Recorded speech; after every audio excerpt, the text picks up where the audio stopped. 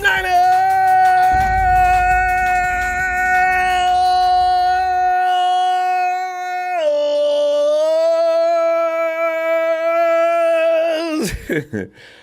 Here we are. As I say, I've been saying for the past couple of weeks, the Debo madness is starting to slow down. What are they going to do now? And of course, go-to guy, whenever we need drama, just go get Jimmy. Jerry Rice is now stirring the pot for reasons unknown. But anyway, somewhere around the 4th of July, I'm talking about the Niners Hall of Fame receiver, Jerry Rice, commonly known as the G.O.A.T, was quoted specifying the superior talents of Trey Lance over Jimmy Garoppolo. You remember that, right? Just as recently, Rice has expressed suddenly an interest in seeing a Lance versus Garoppolo competition for the starting job. Jerry, what are you doing, man? What are you doing? So tonight, going to the phones after revealing more of the details of the Niners and the NFL's greatest wide receiver, no matter what Randy Moss says, Jerry Rice's desire to see Trey Lance and Jimmy G duel for QB1 status. You got to love this stuff. Being a 49er fan is just, you just can't take anything seriously. Oh. Meanwhile, another hot take from today's media collection is this. Jimmy Garoppolo started throwing 2 weeks ago per report. Bucks Browns may be interested in 49ers quarterback. You can't make this stuff up. Dan Sileo, a former NFL DT, reports on his show, the National Football Show. Most likely, I've never heard of that show, so Dan's probably finding a way to get people to come over and check him out. He's reported that Jimmy Garoppolo started throwing 2 weeks ago. How does he know that? The team initially estimated that that JG underwent surgery on March 8th would start throwing in early July. Celio said while speaking with Grant Cohn, pause, of Sports Illustrated, quote, he just started throwing 2 weeks ago. He started throwing 2 weeks ago, intermediate stuff with trainers and such. So 2 weeks ago, he started throwing, unquote. However, Cilio adds that he doesn't believe Garoppolo will be ready for full contact action once the Niners report to training camp on July 26th. They're not going to start camping with full contact action. Anyway, Cilio continues saying, quote, he'll probably get healthy by the end of camp, maybe miss the first couple of weeks. This is going to be Trey Lance's job. It was always going to be Trey Lance's job because Garoppolo, health-wise, was not going to be ready. Is that the only reason, Mr. Celio? Unquote. Yesterday, though, Thursday, Celio also reported that the Tampa Bay Bucks might be interested in trading for Garoppolo. Who is this guy? Why the hell would the Bucks want Garoppolo? They just barely made their cap as it was. They've already finished signing people. They don't have any reservations at $24.5 million. Celio's track record regarding breaking Niners news is pretty much unknown and should continue to stay that way. But it's also being reported that this guy has a relationship with John Lynch, of whom was famous for sharing this kind of info with just any and everybody, even if they are friends or not. I just thought I'd throw that at you. Because, sometimes I read things and I think, that's really absurd. The person who wrote this ought to be shamed. This is not happening. But I thought I'd just share it for fun.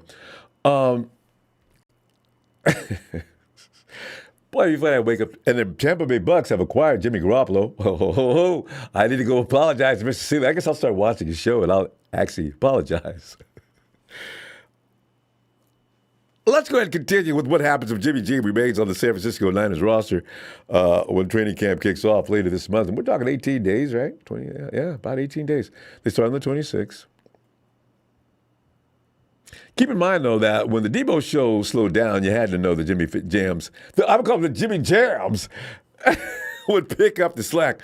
A quick review of what we already know, or heard, should I say. Coach Kyle Shanahan got caught stating that if JG is still part of his roster, he expects him to practice. Shanahan said last month, quote, "I'll think about that when that day comes. But if Jimmy's under contract with us and he's healthy right now, I would see him coming to practice unless we traded him." Unquote. Keep in mind, he did say that a month ago. Now, Jed may have called. Whoa! What'd you just say? About what? Jimmy's going to do what? Well, if we don't get rid of him, we're gonna work him right in and keep him busy. Let me get one thing. Is Jed talking? Let me get one thing straight. He probably talked to him like the Godfather. Nobody's gonna put their hands on my boy. And do you understand what I'm saying? I'm gonna trade him in a few minutes, and if he's got one bump, scratch, or bruise on him, you'll be sleeping with the fishes. You know, because I figure there's got to be something. You got to exercise a certain amount of caution here. If Jimmy comes out and starts working out and gets hurt, oh my goodness. If their plan is really to trade him, but there's been multiple times they've said, no, we don't. We could pay Debo, we could pay Nick. Their salary increase is going to amount to a hill of beans against the cap. We're not having issues with that. So, I don't know who's telling the truth on this. So the 49ers, if they pay Debo in another few days, which is what the speculation is, well, that would mean, though, if Jimmy's still with us, apparently that is not going to stop them from signing anybody they want to sign. But anyway, the 49ers brass insists they are willing to hold on to J.J. during the 2022 season if they don't receive an agreeable trade offer for him. The options have nearly evaporated with the Carolina Panthers and one of the last potential Garoppolo suitors trading for Baker Mayfield this week, as you know, which set a new fire on this whole matter that had went dormant over the past few weeks because Debo was keeping everything busy. The negatives are being spotlighted or speculated upon. Holding on to JG would financially be costly and might also create an awkward situation within the 49ers locker room. Most expect Lance to be the week one starter. But should he struggle early, players might start wondering why the team starter of the last 4.5 seasons is observing from the sideline. Kirsten Moran of 95.7 A Game and Nevada Sports Net caught up with Jerry Rice, who has been out and about on various campaigns and promotions. Jerry is participating in this weekend's American Century Championship Celebrity Golf Tournament at Lake Tahoe. The GOAT was asked about the Lance Garoppolo situation, of course. Rice responded saying, quote, "I don't actually know what's going to happen there. But the thing is, they should put the best guy on the field." What? Jerry, that's not compatible with what you just said days ago. So Jimmy just had surgery. He's not 100% right now, so I don't know if he's going to be the guy or if Trey Lance is going to be the guy, unquote. Jimmy G started 15 games last season, leading the 49ers to their second NFC title game appearance in 3 seasons. But the Niners traded up last year to select Trey Lance with the number 3 overall pick, making the young QB Coach Shanahan's hand-picked successor to JG. That looks pretty clear, right? Rice continued by saying, quote, "Let them compete." Really? He goes on to say, Bill Walsh always opened the door for competition. Let them compete, and the best guy should be the starter, unquote. Niners players report to training camp on July 26. Can't wait to see what happens next. Tonight the questions are, you would agree with Jerry or what? Also, if you do agree, what do you think is going to win that competition? I'll tell you my answer right now. He's right about one thing. Cilio, Jimmy's not ready to play no football. He hasn't been training. He hasn't been working out. I mean, unless Cilio's right about him throwing a couple of weeks ago, but still, there's a lot that goes into being conditioned for training camp, and I doubt very seriously whether Jimmy's in that kind of condition. But that also would kind of compromise any chance to trade Jimmy. If I'm a GM and he can barely stand up in practice now, what am I going to do with him? I'm going to pay him how much? And we're going to do what? And he's going to come in and maybe start for us next season? I don't see that happening. So that's my feeling on that. This is a mess. A complete mess. Although, I can't wait to see what happens next. Anyway, where's my ears? Laying on the floor. Good thing I don't have rats and roaches. They'd be running all over my headphones. Maybe they think but maybe not. Maybe they think, this guy tastes disgusting. Brian, hey, come on in, Brian. Hey, Ronbo, thanks for having me. Happy Friday. Hey, happy Friday to you, Brian. And I tell you, Brian, this, as I said, the Debo show slowed down, and so we also have another series going on another channel, which is Jimmy Garoppolo and the Merry Media. Brian, do you see any truth to what may be happening here as far as these writings? And if so, do you want to see a competition? If there is a competition, and you do agree upon that happening, who do you think is going to win that? Well, I definitely think this is this whole time, the narrative, the media, the story behind this, we don't know what's the truth. We're not going to know what the truth is because the Niners don't want to tell us what the truth is. Yeah. They don't want to leak their hand. Yeah. And, for people saying just get rid of Jimmy for a fifth and stuff, I know people aren't going to like this, but if, the Niners hold him, we get like a third for him next year. Yeah, we got to pay money, but the Niners don't care about the money. If the Niners cared about the money, then they would have either cut him already or it's just really ugly. And as far as the quarterback competition going, if they really had a quarterback competition, that could do two things. That could show other teams that he's ready to play. He's going to be able to, go out for another position or even take this position. So he's healthy. Or that could just really backfire on both team altogether because if he does win and the team doesn't believe in Trey at that point, that could be devastating. If he gets beat out really bad, that could be devastating for his camp. Mm-hmm. So it's like, I don't see, and then if he gets hurt, then we have to pay all that money, so it's like, and I don't know. I like what, yeah. I like what Jerry said, though. I think that was funny. He wants to play with Trey if Trey starts. So Jerry, he can suit up any day, any game.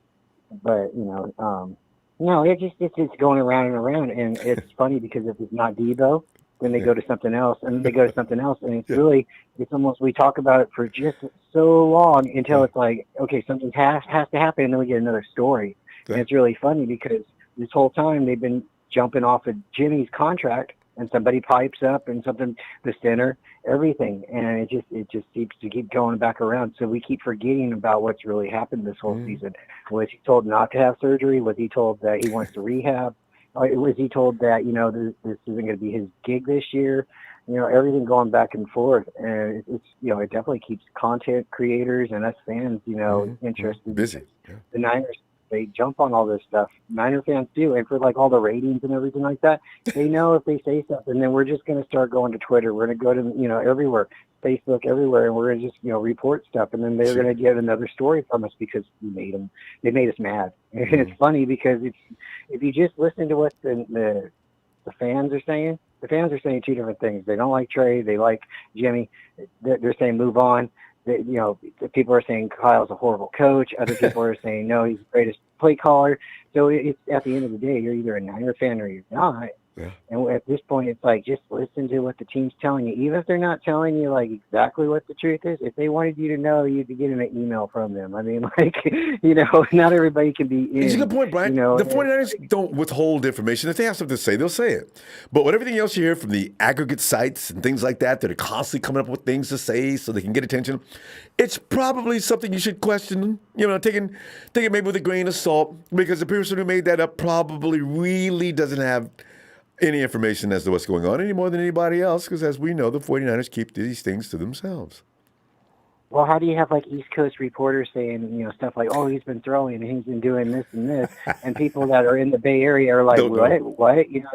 They haven't known this for two weeks now, and they're like, whoa. So and then people that are supposed to be so much connected and so closely connected to the team don't have this inside information. Oh, and I wanted to ask you before I jump off the phone, with arm fatigue or arm fitness? Is that something that you can get like big gay or like, icy hot for, or is that something that's going to be like, throughout his whole career? Yeah, hey, Brian, think back. This has come up before, arm fatigue. What quarterback was that? And I think it was one of our people. Years ago, I remember the arm fatigue thing. What is arm fatigue? Was it Cap? I think they might have said it about Cap. They might have said it about Alex Smith too, because when he first got in, he injured his shoulder like his first season, and he had a hard time throwing the ball out of the dirt. He couldn't get it up. He always threw it like at Frank's knees. So eventually he became a good quarterback. But Yeah.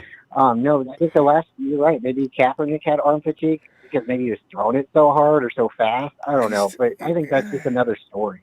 This is a baseball, not a arm fatigue.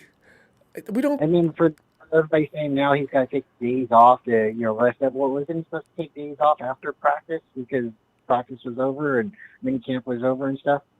And oh man, before I jump off the Colin Hurd thing, supposedly he broke up with his daughter and now his feelings are hurt and stuff. But if it's true, Wait, Colin? Wait. Hurd or Trey? His Trey feelings and are his hurt. daughter supposedly. Yeah, Trey and his daughter were dating or something. Right. I don't know. I knew about that. I heard about that. And then Hurd now is upset because a couple weeks ago he was all on the Trey train, and now he's not. So is he upset because he's not dating? His daughter's not dating him. And just what's funny is now, or what's really small world. I guess now Trey is dating John Brody's granddaughter. Yeah. Hey, what you got to give Trey credit for his taste. He stays within the realm of greatness. He probably asks girls, "Hey, who's your dad?" What? I think. Well, I like to keep. I I got to date women that have a background. I think Chris Chandler. I think it's Chris Chandler is her dad, but I'm not positive on that. But again, this is everything just people type up and people read it and don't really know. It's just a story. But hey, Ronbo, thanks for having me on. I hope everybody has a good night. Stay faithful. And we're going to know here soon because Jimmy's going to be here or he's not. So, all right, guys, have a good night. Thanks, Ronbo. You too, Brad. Appreciate it. Give my best to Lily and the family. Tony. All right. Night. And I said, well, it's a big show. It says, and Big Show, thanks for that contribution. Always appreciate it. Why do our fans believe every negative aspect of Jimmy and don't want to believe reports coming out of Trey might have arm fatigue? I don't know. I'm having a difficulty with the arm fatigue thing. He just came up with the arm fatigue. How do they know these things? I always picture these reporters that come up with these stories. So some guy hiding in disguise. You know how Michael Jackson used to run around all the time with disguise on? The reporters are in the stands disguised like Michael Jackson, right? And they're standing there looking out over the crowd, got the mask on and everything, peeking around and stealing around in areas where they're not supposed to be, not authorized, and finding out these things, listening in and saying, ooh. Oh, ooh, wait.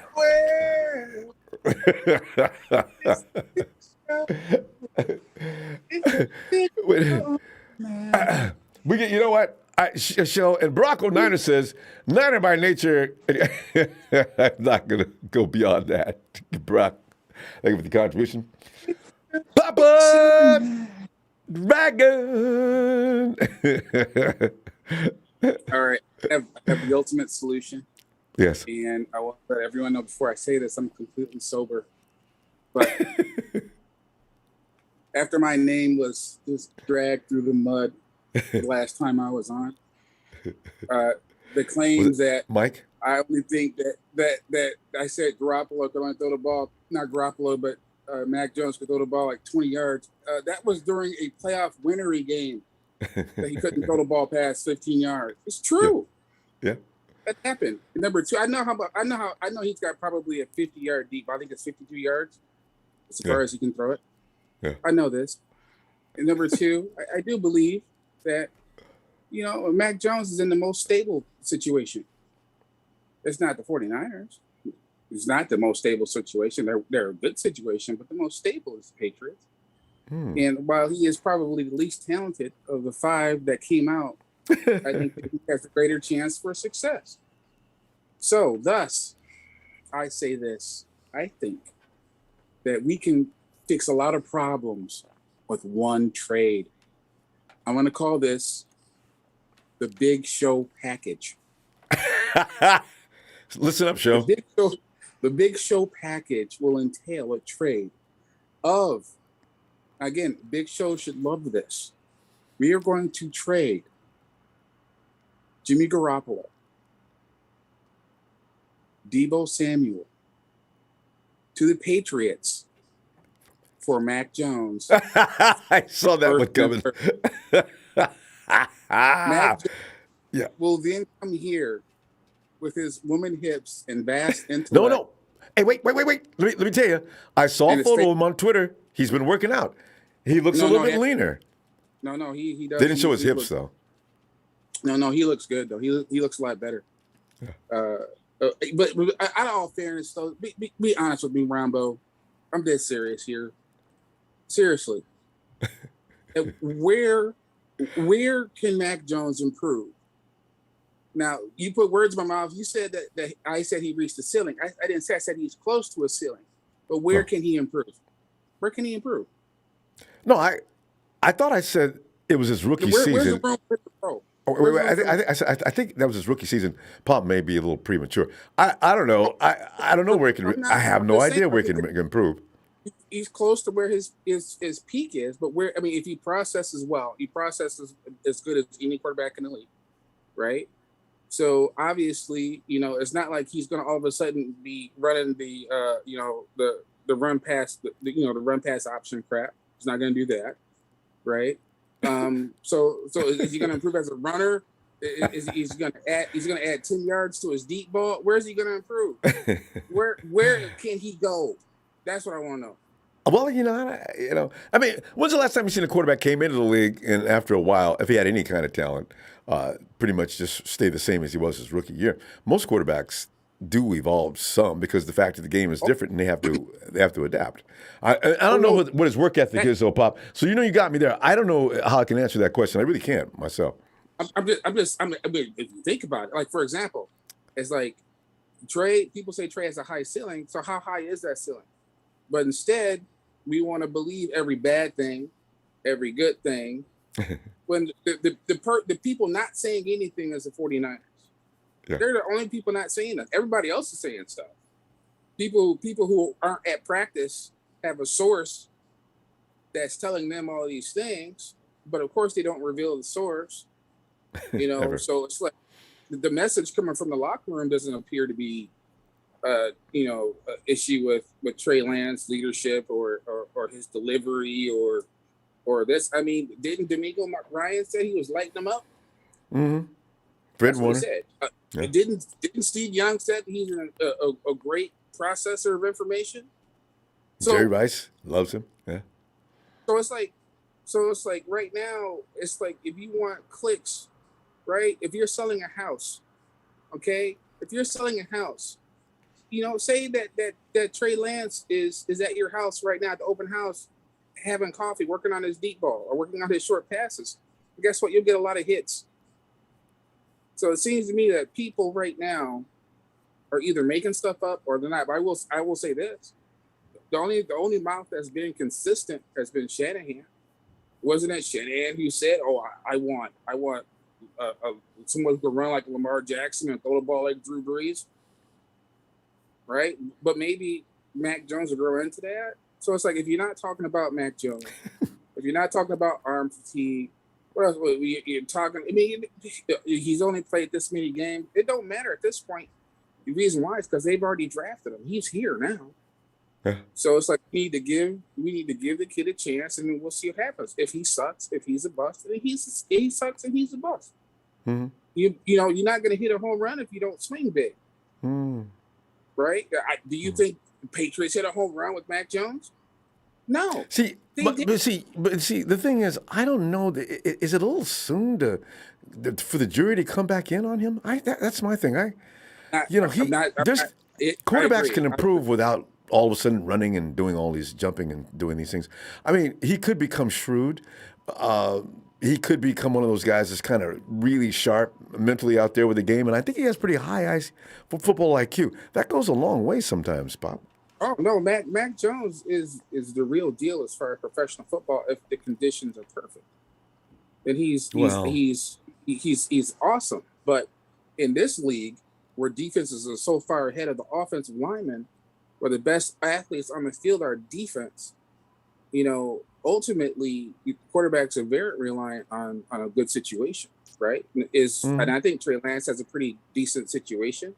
The offensive line could be better, yes. Debo could have been in camp, that would have been better, right? But yeah. think about it: Debo, Garoppolo, we get Mac Jones, a 1-3, and then Mac can compete with Trey. You know, you got the biggest game changer wide receiver. Can you come up with somebody else? I think Debo is underrated by some of us. Debo gets the Oh, ball. absolutely. I That's think Debo's top, probably a top 5 player in this league. He really is. yes. So I don't And, know about and getting what rid of he him. did, and what he did last year, I'm not saying getting rid of. I do have a player that's asked for a trade that acted a damn fool in the offseason, right? So, and he knows daggone well that the Yorks don't open their checkbooks up until August, and he is trying to change that. Now, do I agree that the Yorks are like that? No, I wouldn't be like that. But the reality is that if they sign some of these players early, it would save them a lot more money later. Yeah, Especially if they're I going to do really wish one. somebody would answer that question out of that office. I don't understand that. Why do you guys set yourself up to end up paying more money? I don't get that one. You can't apply any rationale to make that feasible. I don't understand that at all. Our ownership is the polar opposite of the Rams ownership. The Rams are in it to win it every season. They spend the money. They don't give a damn. They just figure it out, right? And we run our team off of a spreadsheet. Okay, we build through the draft. We try to keep our own players. I get all that. Okay, but guess what? Last year or the year before, they waited on Stafford. Like they could just sit there. Oh yeah, he'll want to come here. That kind of arrogance. They've passed on Tom Brady. We can. The list goes on and on and on. But the reality is that there's definitely some kind of like brain fart delay when it comes to the 49ers penny pincher, Prague and New York. And if you can't make a move because they're unwilling to do so, even the cornerback we got, right? We got a good cornerback, right, in Ward. But was he the best one? That's Well, debatable, right? It's debatable whether or not he was the best. But guess what? They didn't pay top dollar. The Bills paid top dollar. You see what I'm saying? So yeah. it's like what I'm trying to say is that we have to deal with their approach to doing business. And while it is frustrating, I'll say this. Jimmy G is capable of winning a Super Bowl if the conditions are near perfect, which means that you got to support him. If you have, hang on a second. We all know during the regular season, Jimmy G throws close to 70%. In the playoffs, he throws at 60%. Okay, because when you get to the playoffs, you're playing top-notch coaching staffs, you're playing better teams, and you're playing better defenses. Okay, so it doesn't take rocket science if you're a defensive coordinator how to defend Jimmy G, because we know what Jimmy G is. Okay. Yeah, but you draw that parameter. But the fact of the matter is, it's not just Jimmy G. It's It's Kyle not. Shanahan. It's It's not. You're George right. Kittle. I'm not It's Debo disputing. Samuel. So You're that's why right. I'm saying when I hear that argument, I always I cringe because I say, there you go. The spotlight's on G. He's got talent to work with. There's no I am need not putting. to I'm not isolate putting spotlight him. on him, Debo. I'm not Ronbo. I'm not trying to put spotlight on him. What I am trying to say is that there is a dip in his performance in the playoffs, and that ain't and a big chunk of that is on him. You have to say at least 50% is on him. Okay, and I keep trying True. to stress that a true quarterback, a true general on the field, knows that he's going to have to make plays despite the coaching staff because he's on the field. He has to make those split decisions. Okay, the coach can't stop the play and freeze the play and say go here or make this adjustment. He's got to make Okay, adjustments to the box. I can respect that, but listen, Pop, help me understand then. How in the world, if he's fully healthy, has he gotten as far as he got each and every year, dropping percentages in playoffs and all?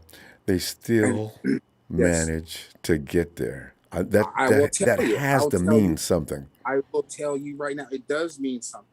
That's where his value is. His value is that the players play hard for him. They want to play hard for Jimmy G. Jimmy G is not hated. When it comes to NFL players, there's probably 2 or 3 NFL players don't like him from the Patriots from back in the day, and I don't care about that because that was in the past. What matters right now is what the current situation is, and the 49er locker room love that dude, right? So they played hard for him. Their level of play is higher when he's on the field, okay? Because there's that belief system knowing that your quarterback is the guy. And I can't tell you right now, I cannot tell you on all the football teams I've played on, I can't tell you who the backup was on any of those teams. But I know who the starter was. Yeah. Because when you saw the ball fly out of his hands, you're like, that's the man right there. That's the man, right? You don't know who the backups are. You don't care because you got the guy. Pop, Jimmy G is the guy. also, if that offense functions like it does, and we're looking for somebody else to make that machine run a little better, are we reaching on that? Here's my thing is because if Jimmy's got that machine running and they've got continuity over the years, why are we so eager to change that? That keeps ringing in my head. If Jimmy stays healthy, which is always a big if, and if there's one intangible that I will definitely fall in line with is the fact that Jimmy Garoppolo will not give you 17 weeks of football, but most of the guys on this team won't give you 17 weeks of football. So I that's what makes me worry. Well, and I understand it, but the reality is that you and I both have to understand that we can only control what we can control. But we also know that if this swing is a home run with Trey Lance, we own this division for the next 10 years. And not only do we have the current Russell Wilson in our division, okay, but we become dangerous in NFC for 10 straight years. And the stronger you are in the division, it's going to give you more opportunities for deep playoff runs and possibility of Super Bowl. Okay, have you examined the other side of that coin? Absolutely. The other side of that coin is that Trey doesn't work out, okay, and that you're looking for another quarterback. He set you back 4 or 5 years.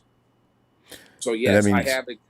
And I mean, Shanahan and Lynch are probably gone. I don't see Kyle staying around if he goes through a couple of more years of not getting back to the same level. Of course, that means John Lynch is out. We start all over again, and yeah.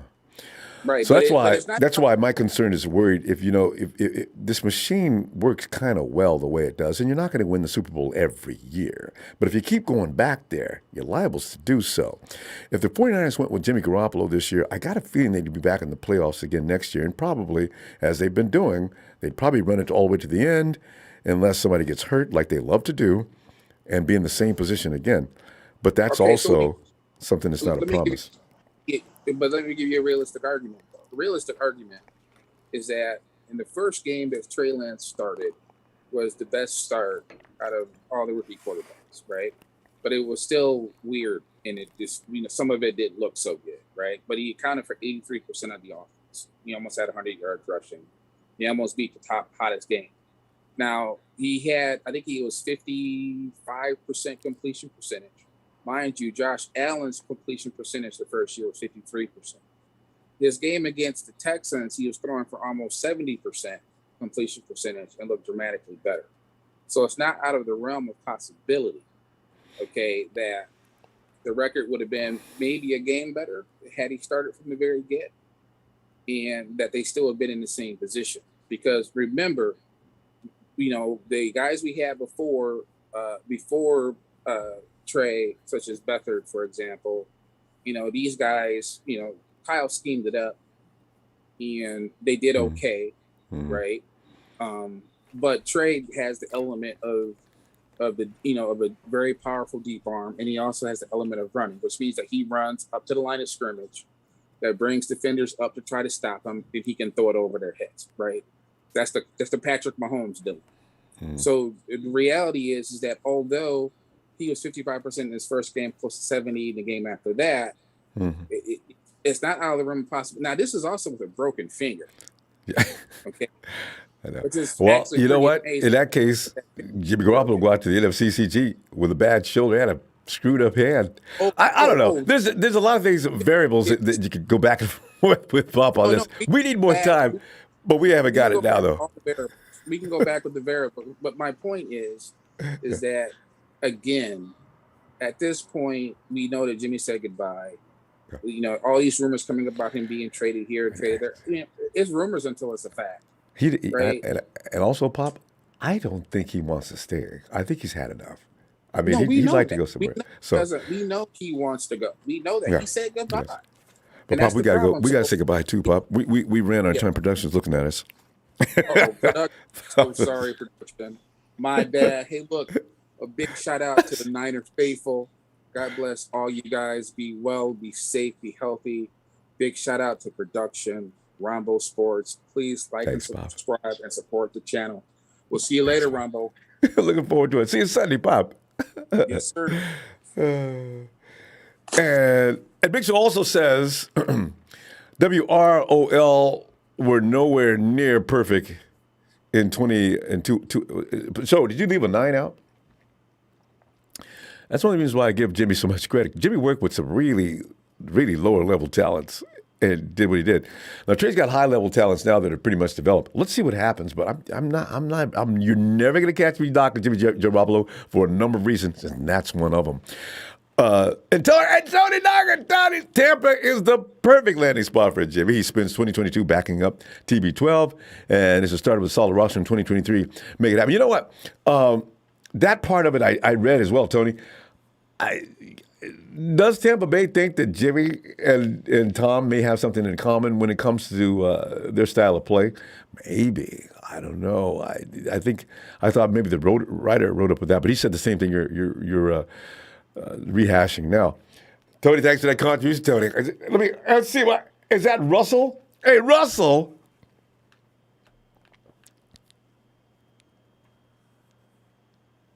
Russell. Right. I'm here. There he is. Russell, come on in, man. Hey, I'm here. Yeah. Hey, Russ. How you doing? Yeah. Long time no see, buddy. Yeah, it is. Long time. I haven't seen that name on the board in a long time. Russell, how you doing? Oh, yeah. No, I just been busy with work, man. Just busy living the life, kind of, just having fun up here in NorCal, living the dream. There you go. And that's how it's supposed to be. Well, Russ, here in NorCal also, we're talking now like, okay, so Jerry Rice is saying let him compete. A while ago, that was not going to be on the table. It was Trey Lance's team, period. And Jerry's not making any decisions for the team. But it's one of those things that you think about it for a moment. Now, Kyle's already saying, if Jimmy's still on this team, I expect him to come out and work out. So, honestly, I don't see Jimmy coming in just working out to be working out. He is going to want to compete, like he asked when the 49ers first drafted him. He just said, am I allowed to compete? And Kyle said, of course you are. And if Jimmy goes out and works out and for some odd reason does look stronger than people anticipated, Excuse me. do you think that my own feeling is I don't know if Jimmy knows too much at this point about that offense to actually lose. It's not really a fair competition. Well, I don't know. What are you thinking, though?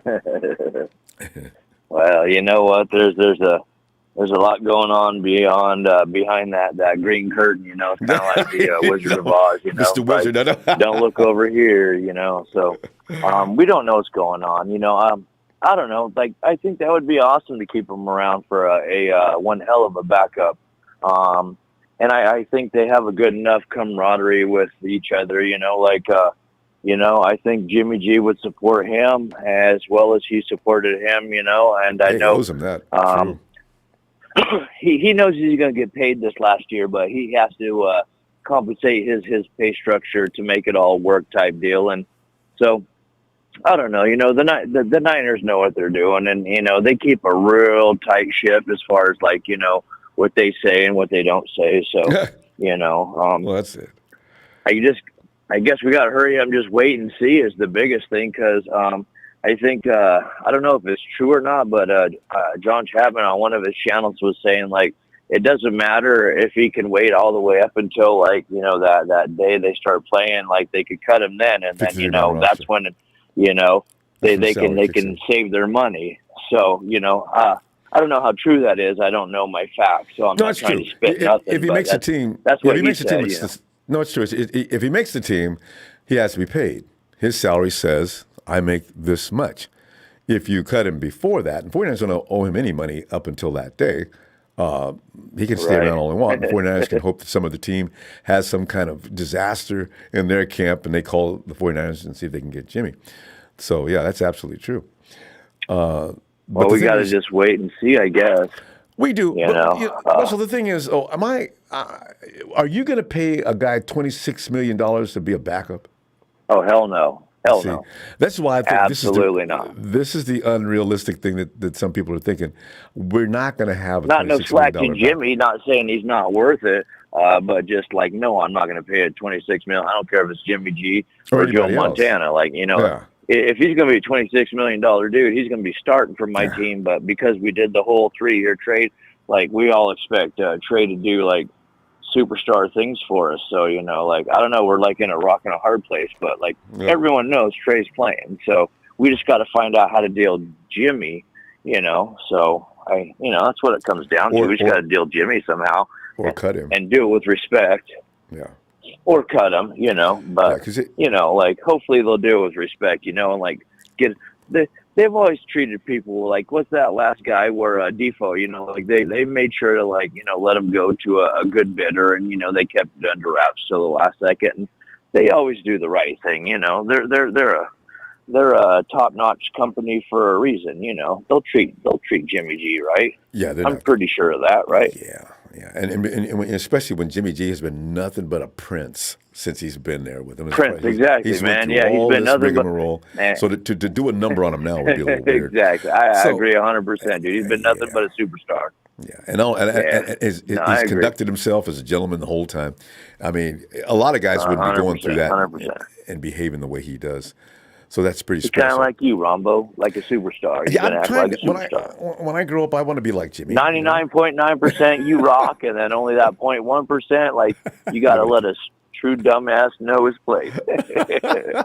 Well, Mr. Rombo, I know you got tons of other people, so I'll let you go. But I just wanted to call and say hi. I haven't had to talk to you in a long time and said hey to everybody. So, blessings to you and your fam, and thanks, Russell. Go Niners, man. And have a good night, sir. Appreciate you, fam. Talk to you later. All right, brother. Hey. Take care. Bye-bye. Right. Yeah. And did I see Barack O'Niner up there again? Hey, where we going next? Right. Hey, Brian. The law rules in. Home of the NFL's best trio of linebackers. The law says, know your role and shut your mouth. What's going on, Ronbo? Brian, of course, we got off of Debo's case, and now we're on Jimmy's again. We always kept him on the shelf, though. When we get through with Debo, pull Jimmy down off that shelf. Work his back. Jimmy, yeah. Let's yo Jimmy back on there, yeah. Every year. When in doubt, Ronbo, that's been our MO. When in doubt, blame Jimmy. I do wonder, though, had we won a Super Bowl, either the first one or the second one here, I just wonder if we'd still be, what would we be talking about? I wonder. You say if we would have won one of these Super Bowls. I think the 49ers would have had to extend Jimmy had we won either the first Super Bowl or just this last one we were involved in or close to. So, I keep wondering, had they won one of the two, would we still be talking about we're going to get another quarterback? Of course, you know what? The funny thing about it is, had they won this last one, Brian, it would have been a real big dilemma because now you got Bay Area fans saying, "Oh, now we're going to get rid of Jimmy. We just won a Super Bowl. Right. We're going to get rid of Jimmy, and then guys, We're gonna throw him away. Yeah, we're gonna throw him away. We got a guy we paid a lot for. We got to get him in here. Sorry, would they be doing that? Yeah. Because Jimmy would have been for a high price, so he would have got 2 first-round picks. So probably had he won a Super Bowl and under the conditions that he had to go through with no left tackle, and bad hand, bad shoulder. That shows a guy with a lot of guts if he goes in and beats the Cleveland or Cincinnati Bengals. So yeah, he probably would have got 2 picks for him. But as it is, that's not the scenario. So yeah. But Jerry Rice says let him compete. Are you thinking is that something you want to see, or would you like to keep it with the scenario originally that was in place? Ronbo, I'm gonna take a page out of what's his name? He spoke about Shabazz. I'm gonna take a page out of Shabazz's book. I say, hey, if it has to be, then let it be. If it has to be that we're gonna wind up with 2 quarterbacks during training camp, let it be 2, and then just compete with it. I'm at this point, Ronbo. I think right now, Ronbo, it is what it is. Okay, a mess. Because you remember a while back, all the hype about, first we were waiting on the draft. Well, we're gonna, hopefully we'll find a partner in the draft to get rid of them. I thought it was going to happen. That I was thinking it was. That ship has sailed and gone. And we was waiting on. We had the team. We paid the Jets, right? The Jets were supposed to be the team that that is going to take that $26 million off our. They probably take that $26 million off our hand. We swap out and and cut deep, roll the deal, whatever. Well, that didn't happen. So now we have the dilemma of possibly having 2 quarterbacks versus having our investment that we gave up 2 ones in the third. I forgot about that. Learning what to do. Focus on learning what to do. Yep, you're right. 2 ones, not 1. 2 ones. This year's first and next year's first and a third. Yes, a boatload of picks, and they had to be ones. God. Yeah, right. Now, Ronbo, at first, I thought, in thinking of that, what we gave up, I said, "Nah, man, let him start. That's our investment. Everybody else, quarterbacks are playing. Mm-hmm. The quarterback from Chicago, they're playing. Matt Jones is playing. So why not Trey Lance? Why not Trey Lance? What's the deal with us? You had to get rid of that $26 million quarterback. You can't just leave him around here walking, getting paid. And is Jimmy here yet? No, he called in and said he'd be late. He did he? Why? He says he's not playing anyway. Ronbo, you damn sure can't have him sitting on it. You can't have him sitting on the bench, holding the clipboard. How do you justify that? I know. So it's a big mess, and 49ers created this mess. It's a mess, right?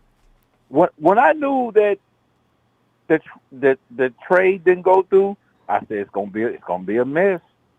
But however, like I'm quoting Shabazz again, I'm like, hey, right now, let that ship ride now. I say let that ship ride unless we find somebody. Now we. First it was Carolina. Now Carolina's off the board. Now we holding our breath for the Browns. Now we dropping Tampa Bay name in.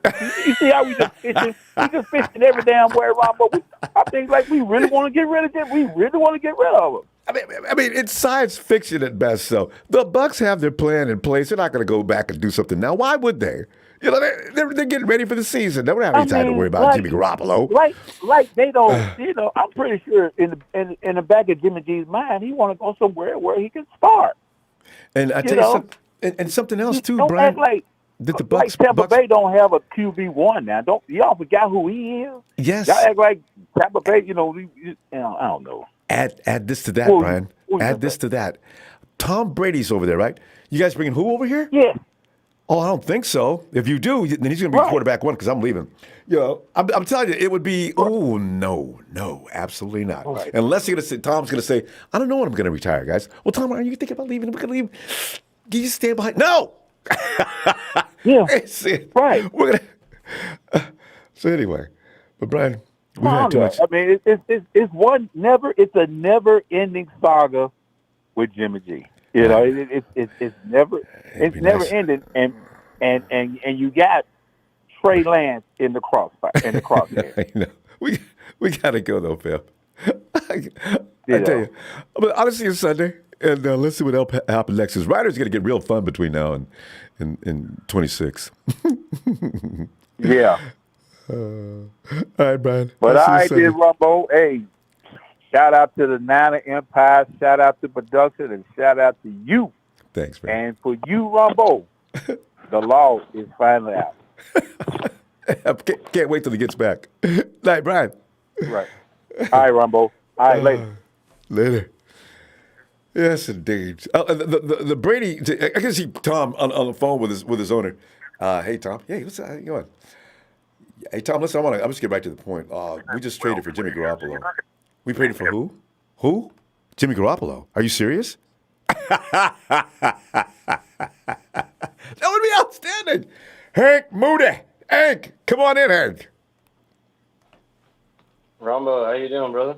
Oh, Hank, I'm having fun. It's preseason, man. It's, because if anything, Hank, last year I said, you know what? Let us not take the media too seriously about everything. Some things they're going to say are going to be okay.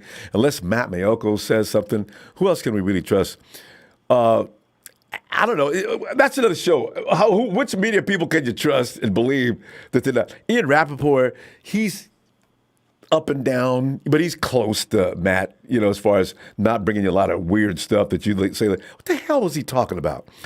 But anyway, Hank, what are you thinking there? Jerry Rice comes in and says, Trey Lance can do this, he can do that, and Jimmy can't. And a couple of days later, and Bill Walsh used to be about competition. Let him compete. Hank, where are you at in this matter?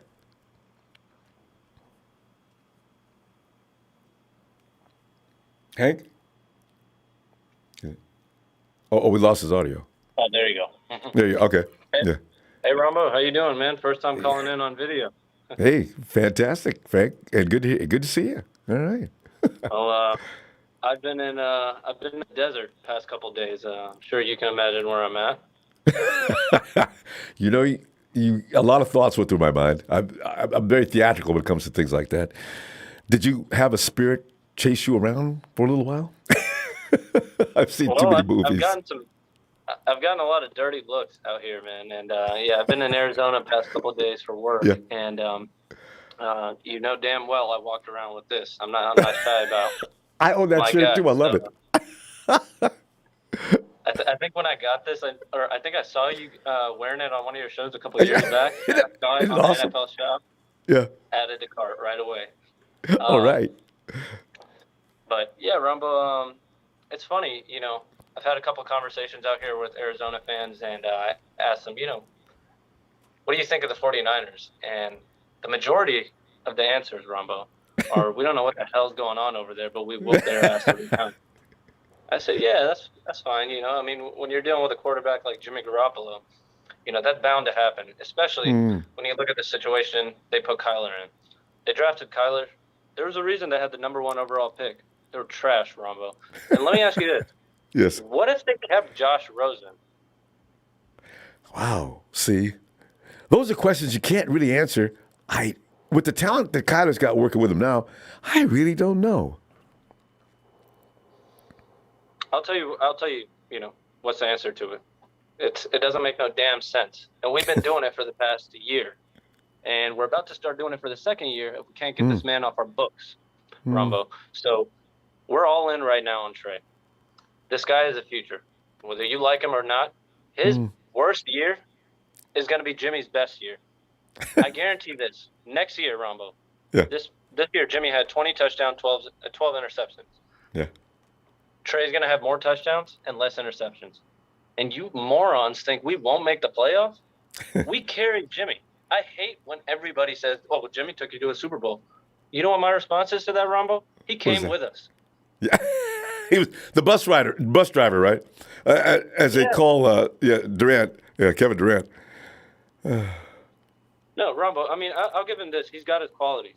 But I'll tell you this. He's been getting carried past couple of years, Ronbo. And the reason he played throughout this year is because of that podcast that Martellus Bennett called his ass out. Yeah. He needed to prove something after that. And Or guess what Julian being a Edelman wimp. did? Yeah. Julian Edelman, he doubled down on it.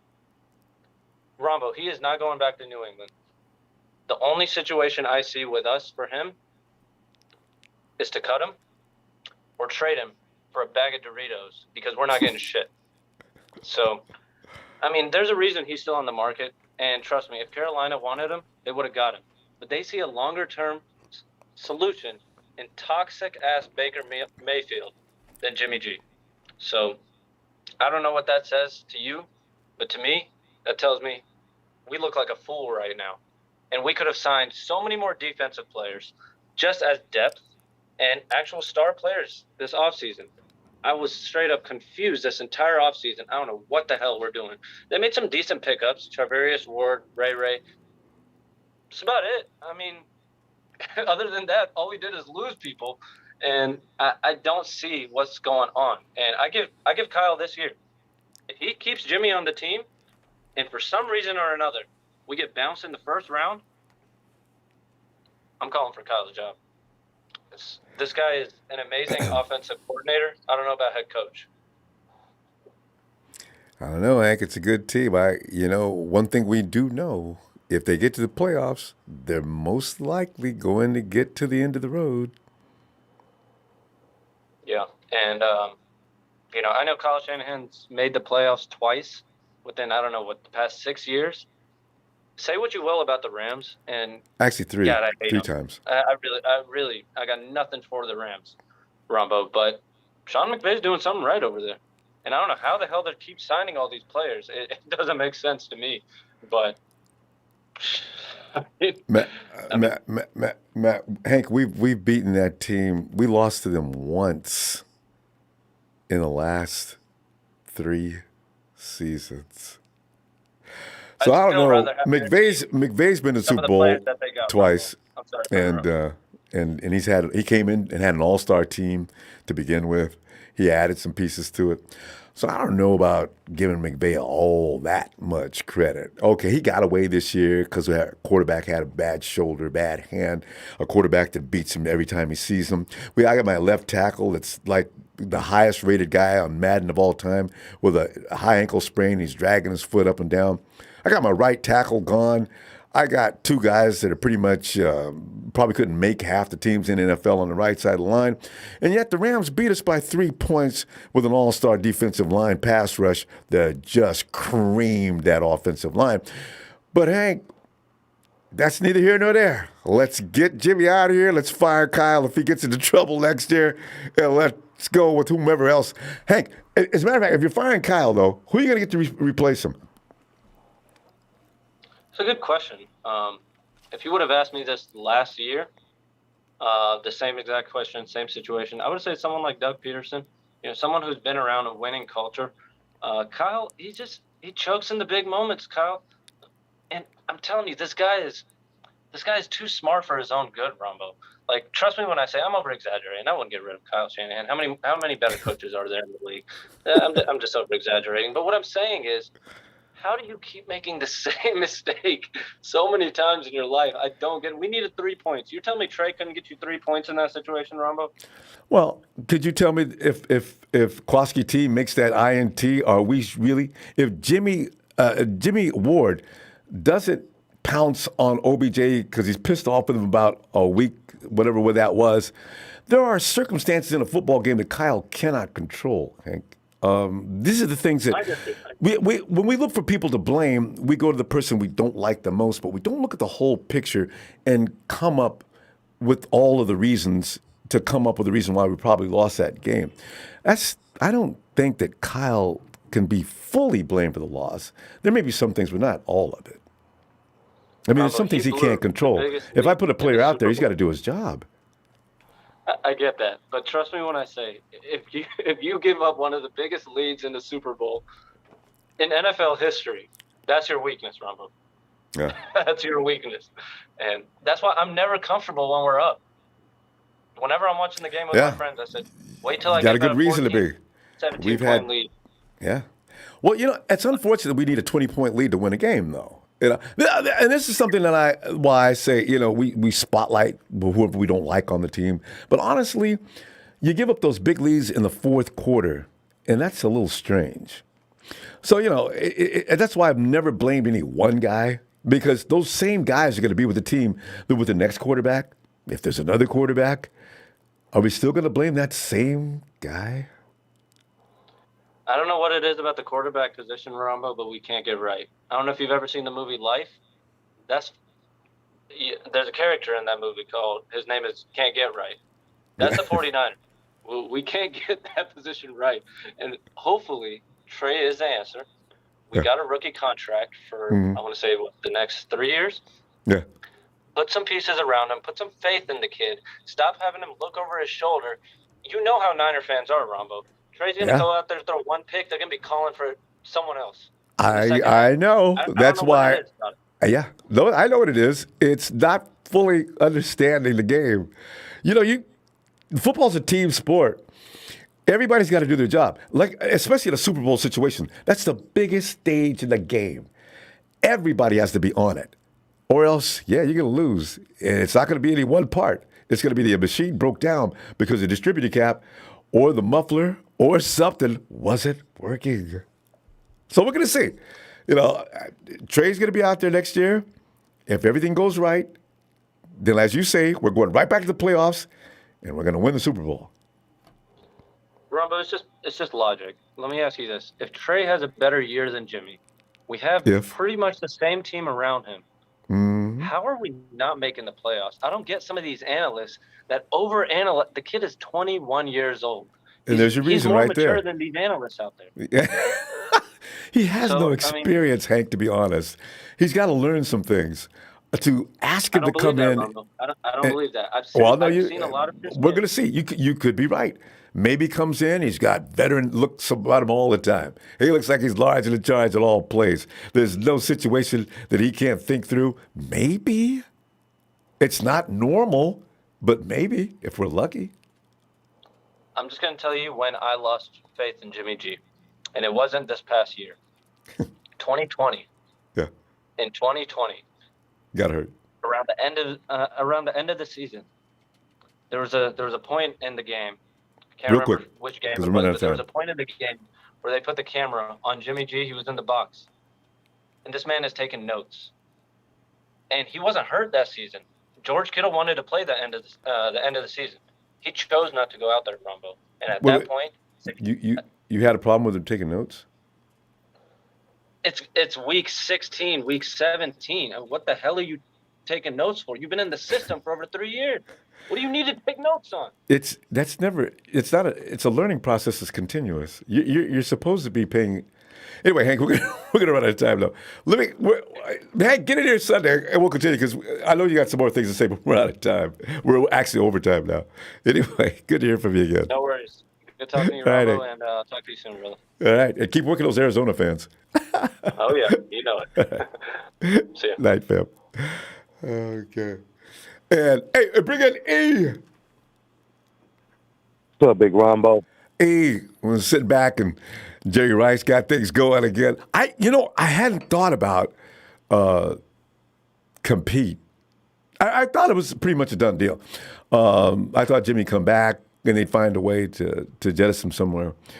But compete, I wonder if that is something Kyle's entertaining. Kyle's not saying anything more than, if Jimmy's still on this roster, I expect him to come in and practice.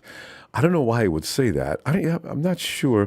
But anyway, do you want to see anybody come in and compete? And if so, who do you think is going to win that competition?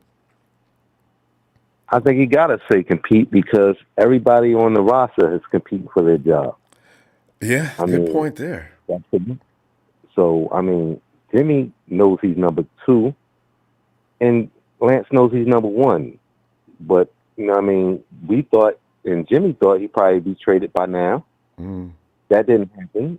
So we're in a different little process now, but like I said, I mean, honestly, Ronbo, I just wanted to point this out too.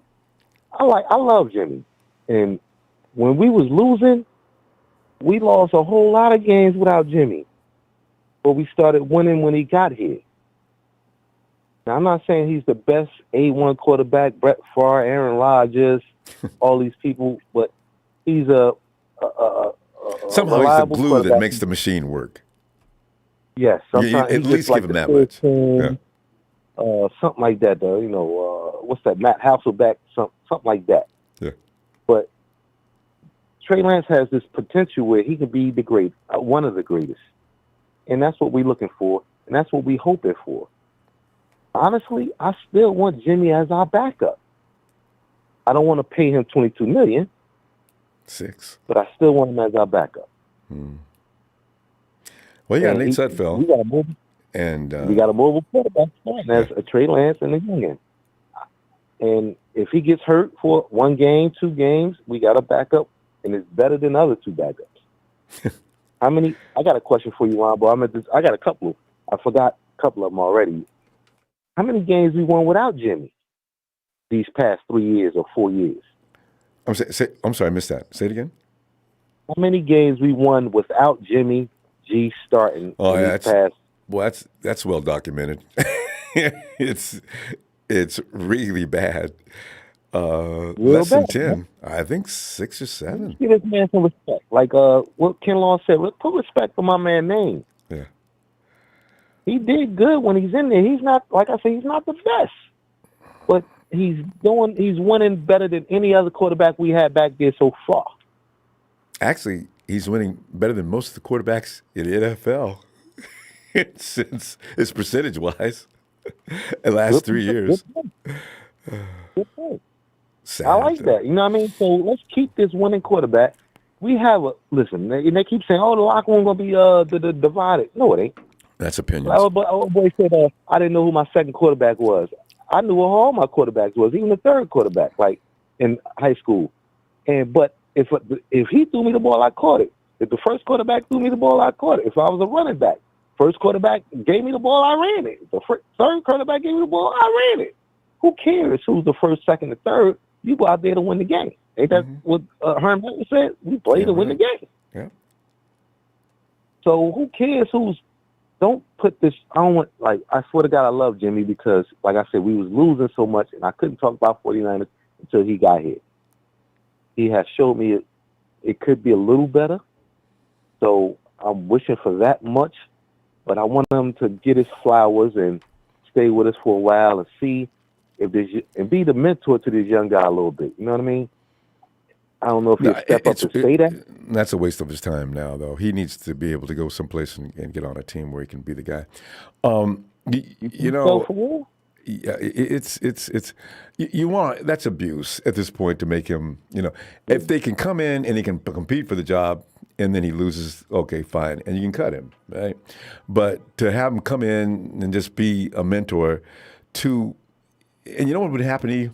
If we lost a few games, now you got those who don't give a damn about either one of them, but they just like to see who's going to win. Then you're going to have a ruckus going on in the stands. The media's going to go wild. We're just going to become a hot mess, So Jimmy's got to go. He either starts or he's got to go, or there's going to be hell. Hold up now. Last year we lost in the beginning of the season. We was 4 and 5 or something. And there was a lot of non-stop hating, talking. Ooh, it got bad. We were 3 and 5. Exactly right. And it was, and they were talking about getting rid of Jimmy at that point and putting Trey in.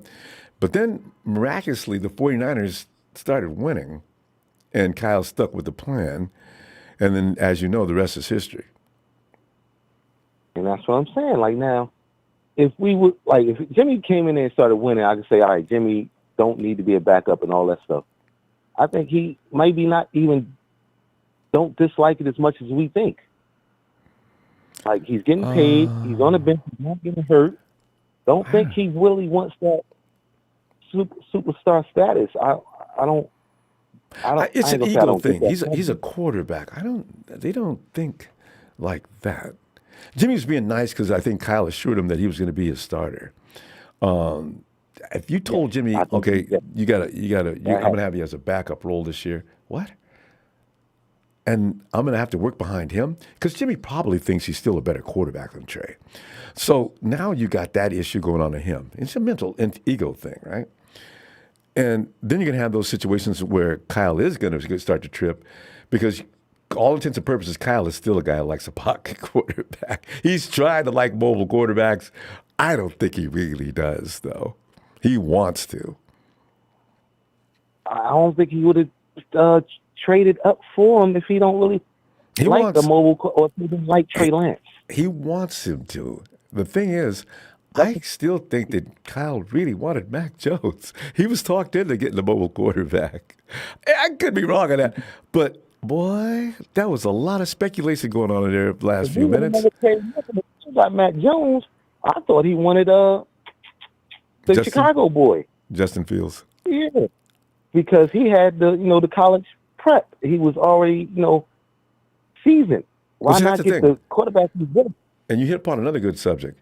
I don't know that Kyle really knew what it was going to be to get Trey. I don't know what he's thinking about Trey because we don't get any vibe at all.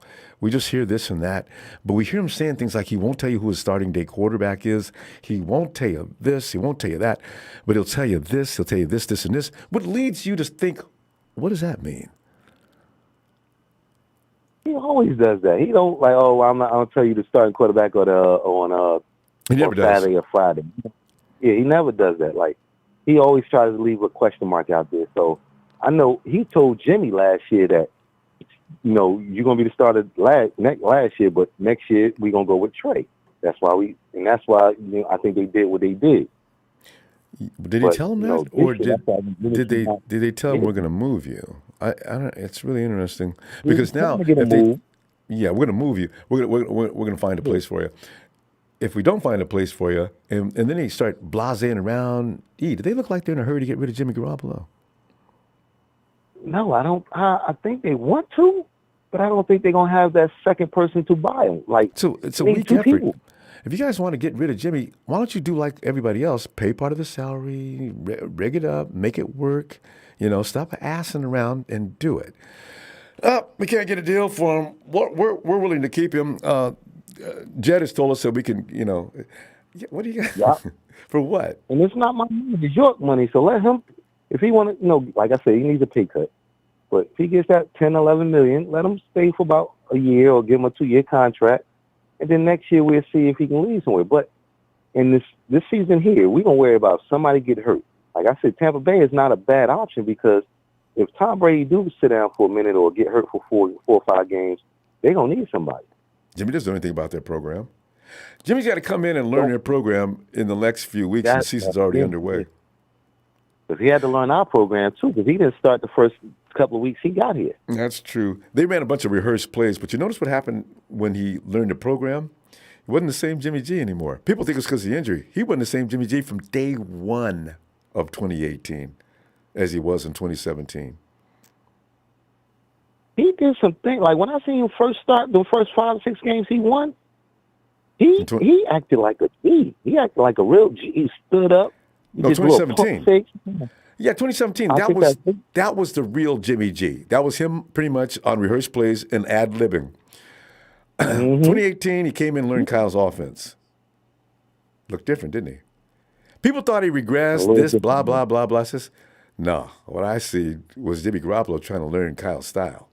Now, I don't know what that's going to mean or how that's going to happen in the future. It's going to take him a while to learn it. Okay, let's see what happens after that. And then, of course, we saw what happened. He didn't look the same. And that was before the ACL. I don't think Brady would be that mad at Jimmy G coming behind him either. If it's true what he said, I don't know. Because you know what? There was a little problem in New England, too, though, Belichick had no problem keeping Jimmy G, and he didn't know he was going to be put in that position. He didn't want G to leave. He had every intention of Jimmy G taking over after Tom left. He wanted Brady to leave because he was older. Yeah. And, but now, I mean, I don't know. In different years, different time, Brady getting older. He said, all right, you're going to sit behind me this year. Next year, you got it. Yeah. Whatever. But we waiting. Like, if Buffalo loses Allen, he might if a good team loses a good quarterback, Jimmy G is on the market. Pretty much, if any team loses a quarterback, they'll probably call the 49ers. But hey, we're going to go. But I'll tell you what, good to hear from you again. But I'll see you Sunday, all right, if you got time. Yes. Right, Sorry I didn't call a couple of times. I've been going to sleep because we're late. Yeah, we're getting late. I'm going to try to get in. I swear, I keep saying that. Anyway. Well, great. Thanks for the production. Thanks for the talk. I mean, Naughty by Nature, Niner by Nature, what's up? All my Niners faithfuls, be good. Have a good night. Thanks, man. You too. Anyway, you too, Big Ronbo. Thanks, man. Hey, go check out JJ, Jersey Joe. Oh, gosh. Hey, Ronbo. Finally. Yeah, Jersey. Oh, yeah, Jersey. You mean finally? Sorry. Don't hit Trey. You got to pause, though. You got to pause. And I do. You got to sigh first, like you're really frustrated. No, I'm a grown man, Ronbo. I don't need to do that shit. Hey, Jersey, what's on your mind, man? Should they compete? What's going on here with you? What are you thinking? Well, first of all, I want to ask Ronbo, what did Jerry say? I didn't hear anything about Jerry today. Yeah, Jerry's out there promoting. He's at the golf tournament out there in Lake Tahoe, and somebody asked him, "So, Jerry, what about that situation with Jimmy Garoppolo and Trey Lance?"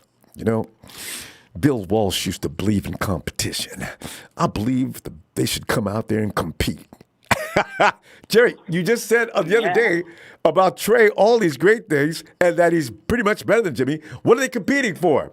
What did you do? What are you talking about? Yeah, what are they competing for? I think he's trying to liken it. And then, Ronbo, you're old enough to know the whole quarterback controversy between Montana and Young. Yeah. Which, if you remember, backfired on Walsh. If anybody watches A Football Life with Walsh, it backfired on him. So, rewatch that.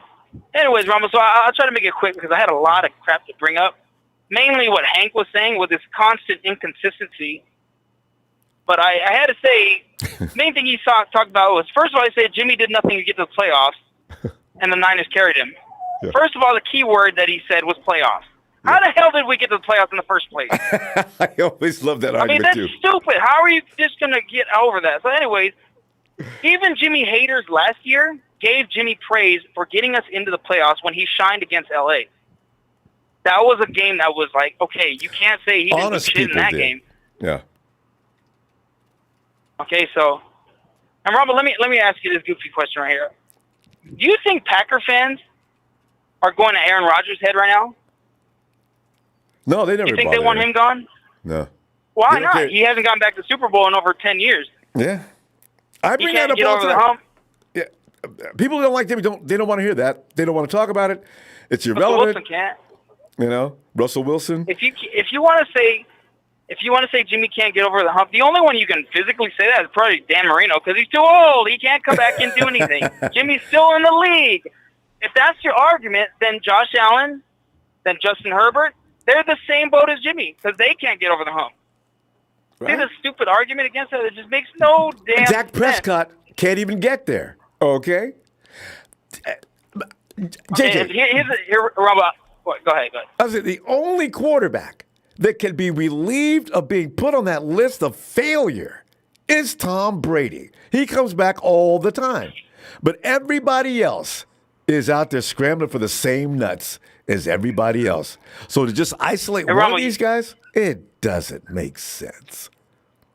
Ronbo, you want to hear a goofy thing? There's literally a YouTube channel of a guy that does nothing but criticize every single short pass behind the line of scrimmage from Tom Brady. That. Yeah. Oh, Tom Brady. Okay. Yet the man constantly wins Super Bowls. Of Tom Brady, yes, Tom Brady. All of them, just clowning on him. Man, this is a GOAT, throwing behind the line of scrimmage, little short passes consistently, yet constantly winning Super Bowls. Yes, I know Jimmy hasn't won one on his own, yet everybody makes the argument that we got cheated out of that Super Bowl, so he technically did win one. Mm-hmm. So, well, Ronald, I wanted to ask you this. So I wanted you to pretend that you are a Jimmy flat-out hater, just to answer what Hank was saying. Okay. He says that the Niners literally carry Jimmy. So I'm going to make the argument that has been said for over 2 years now. If Jimmy is not the reason we got to the Super Bowl, let me ask. Okay, so Jimmy's with him. We've gone to the Super Bowl and gone to the NFC Championship game twice. What do they usually say? Well, the team carried him. And in 2019, Jimmy had nothing to do. There? Threw the ball 8 times. It was all about motion and defense.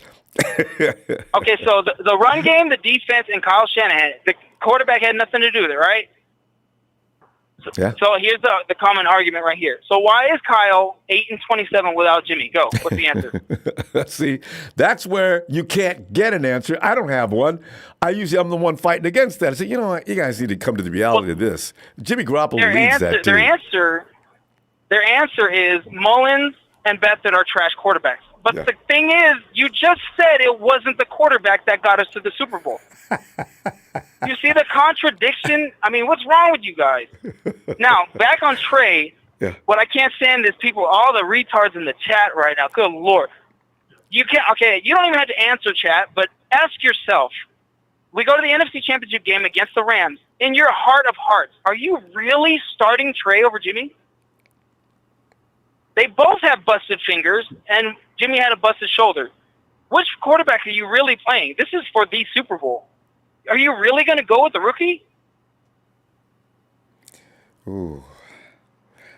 It's an honest question, Ronbo. It really is. I mean, I actually would like to know what that would look like, but I have a feeling, you need to, first of all, you need to be able to have seen that kind of madness. The Rams is no joke defense. That front line was killing our offensive line, which was not holding. So if you can't get rid of that ball quick, it's going to be sack city all day long. This is why, man, Jimmy doesn't get enough credit for it. You got to get rid of the ball. Look, Jimmy's got one read. How many minutes does he have? How many seconds do you think he has to read? The offensive line is not holding. Jimmy's already made up his mind before the ball is snapped. You have to. Experience tells you. If you don't, you're dead meat. But that's part of quarterbacking, too. You know what I'm saying? You got to be able to dissect these things in matters of seconds, like literal, like seconds. You got Aaron Donald coming at you, and you know what? I got to give Kyle this credit right here. He's constantly beating L.A., and it's exactly what Tom Brady did in the Super Bowl against the Rams. You get the ball out quicker. That's the way you get Donald away from you. You got to get the ball out quick. Get it out. Don't worry about blasting downfield and all that madness. Get rid of that friggin' ball now. It's the only way you're going to beat him. Another argument they said that Jimmy can't get over the hump, and yet 2 minutes later he says Kyle Shanahan is the one that can't get us over the hump. Which one is it? Damn. Inconsistency, Ronbo. I can't stand it. I know. You got to tell the truth on these matters, or else somebody's going to argue. Because this is what it was, and this is what it is. And another thing, JJ, this team they went and got the George Kittle, Debo's, and these kind of guys. That's why they got rid of Pettis. What their 49ers are doing is not all about Jimmy's inability to throw the ball. They do it on purpose, and people don't get that. We're not interested in blasting the ball way downfield. We got guys that can demolish people out there around the linebacking area and this. So you let them do their thing. The point is, you take the stress off your offensive line, get your ball to your playmaker, and let him do his thing. No, hey, Jimmy can't throw for 5 or 10 feet. Okay, there's no point in continuing that argument. It's funny you said that, Ronbo, because the same fan base says that Walsh is amazing, the greatest quarterback, blah, blah, blah, blah. And he invented the West Coast. His whole offense was preterite. Thank you. Short, intermediate passive. And I quote, Steve Young said it took teams 20 years to catch up to find out how to stop it. Yeah. I mean, it's man, wrong. You got to have light, quick linebackers. That's the best way to combat the offense that Walsh built. Now, don't get me wrong. If Trey can master that, hey, come on, let's go. Yeah. No, but this argument is, the arguments are pathetic. Yeah, the fact that supposedly Jimmy needs a team around him to win, he comes to a complete dog shit of a team in 2017. Zero run game, no secondary, and he won 5 games, and 3 of them were playoff teams. Yeah. One of them was the top defense in the entire NFL that year. And blew them out. With Carlos Hyde? And the offensive line. And the offensive line sucked that year. Really bad. So that's why I said you saw a different Jimmy G in 2018 when he went under okay, now I want you to learn my offense. Okay, what are we doing? Okay, I got to what? Stand in that pocket. I want you to keep your eyes downfield. That used to be what Kyle used to like. I like guys stay in the pocket. No matter what, keep your eyes downfield. There's always somebody open. Now, all of a sudden, things have changed, and what we're seeing is whatever Kyle's got cooking now. So we'll see. I don't know. Not really. And I know you gotta let me go, but that other retarded argument with Mac Jones has reached his ceiling. It's his second year. What's wrong with you guys? Don't misquote Pop. Pop, I just said I want to see what happens in the years to come. Now, it's too soon to say after one rookie season. All right. JJ. Puff the Magic Dragon, dude. Yeah. Well, JJ, have a great night. I'll let you go, man. All right. Night about nature. Quit blowing Trey. Rams up. They suck. Fruity homo. Later, Ronbo. Night, JJ. And there he is. Well, it's a big show. It's a big show. Oh, Schultz, you're coming in after your favorite guy, JJ. Come on in. Big toe. Level of incompetency on this show is staggering. Oh my God. Oh. You know, things haven't become clear yet, Joe. Next year, I think things will become more clear. Football works. Yeah. Get him, Show. Get him. They expect our quarterback to throw beyond 20 yards every freaking play. Does your football coach tell you that? I really. Just throw the ball downfield. Just throw it downfield. Yeah. Don't worry about the outcome. I don't care. Just throw it downfield. Let that thing. Yeah. Next week. Trey's not going to be doing that every single play when he eventually starts. He's not going to be doing that. Kyle's going to get a control of him. Kyle's going to turn him into the quarterback that he wants. You see now. Yeah. Exactly. Kyle's got an offense. As a cannon for an arm, yes, but what's the probability of a deep ball pass actually being completed? There it is. And you know what the percentage of that downfield shot is? It's under 40. I looked that up a long time ago. I think it was under 40s. I remember 30-something. I said, this is why Kyle likes to play the percentages as well. This is why you don't see him bombing deep downfield unless he's got a guy like Julio Jones or something like that. Then he makes that shot. But as far as thinking any wide receiver can run deep downfield, and hopefully we got a guy this fast. We do want to stretch the field because when we had Marquise Goodwin, it was a better offense and it was easier to work with. So you do need that speed. But as far as throwing to him every couple of minutes, I don't think so. That you give the other team who might have a better offense an opportunity to score even more, and you not only that, you tire out our defense that way. Yeah. Hello? So that's why I said it's sometimes I think people don't understand how offensive strategies work. And as far as competition, am I still here? Yeah, you're still here. Oh, my bad. I'm sorry.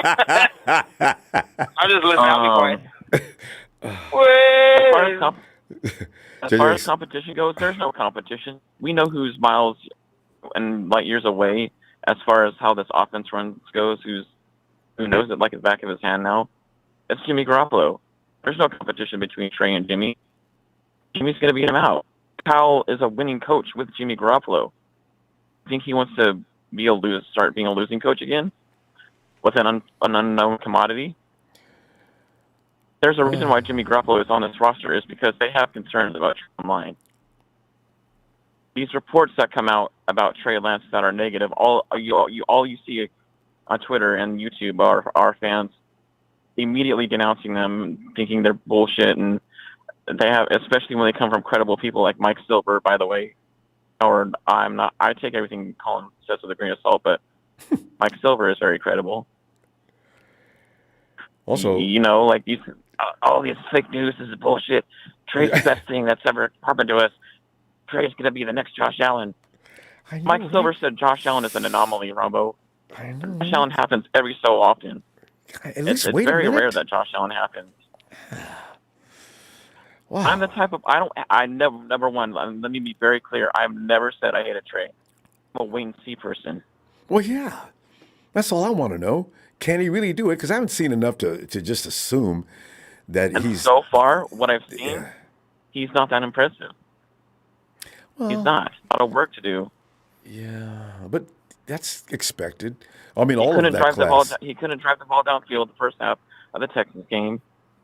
put up points. That's what our fans forget to tell you. It took a second half to get us light under his ass to beat a high school defense. You know, the Arizona game was a complete disaster. None of our playmakers were making plays. And been all in his finger all you want, but our playmakers were still making plays with Jimmy Garoppolo with his hurt finger and shoulder. I mean, come on. Yeah, it's we'll see the preseason. I'm actually getting really tired. I'm getting really tired of this. I wish we never made this pick. Honestly, I wish we would have stuck at 12 and. I couldn't get Kyle Pitts though. That was my thing. I don't know who we would have got at 12. I would be done with that. Or Jamar Chase even at 3. I would have traded at 4. Oh, God! Let Debo walk. Oh, too late now. But yeah, I know. I'm really getting tired of this conversation. Honestly, I mean, these fans don't appreciate the fact that we've I hate sounding like a broken record, but it's true. Jimmy Garoppolo came here.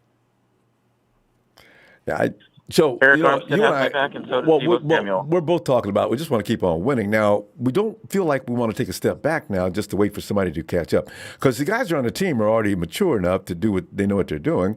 So this is why I worry, can he come in and just keep us winning? I don't care what style he can run, all he wants to, whatever he does, just do it. But I need to keep that offense needs to keep working. Winning a Super Bowl trophy. Yeah. I want a Super Bowl trophy. And I'm not going to wait 2 years for a rookie to see and find out if he can get us there. And if Jimmy Garoppolo is still on this team this year, Trey Lance's window is very small. Well, very small. Rookie quarterbacks have 4 years to prove who they are. He's got a good support group. If we lose games, it probably. I really can't. I can't. What did he say, Mike Silver? What did he say? Because I saw that report, but I didn't read it yet. I sent you a YouTube clip in your Twitter DMs about the fatigue. That conversation that they had about. No, that was. Oh, that's right. That's right. They said if Jimmy Garoppolo is still on this team, starting, then Trey Lance's window is going to be closing very soon. As far as what is like, you mean like over like in Green Bay with Love?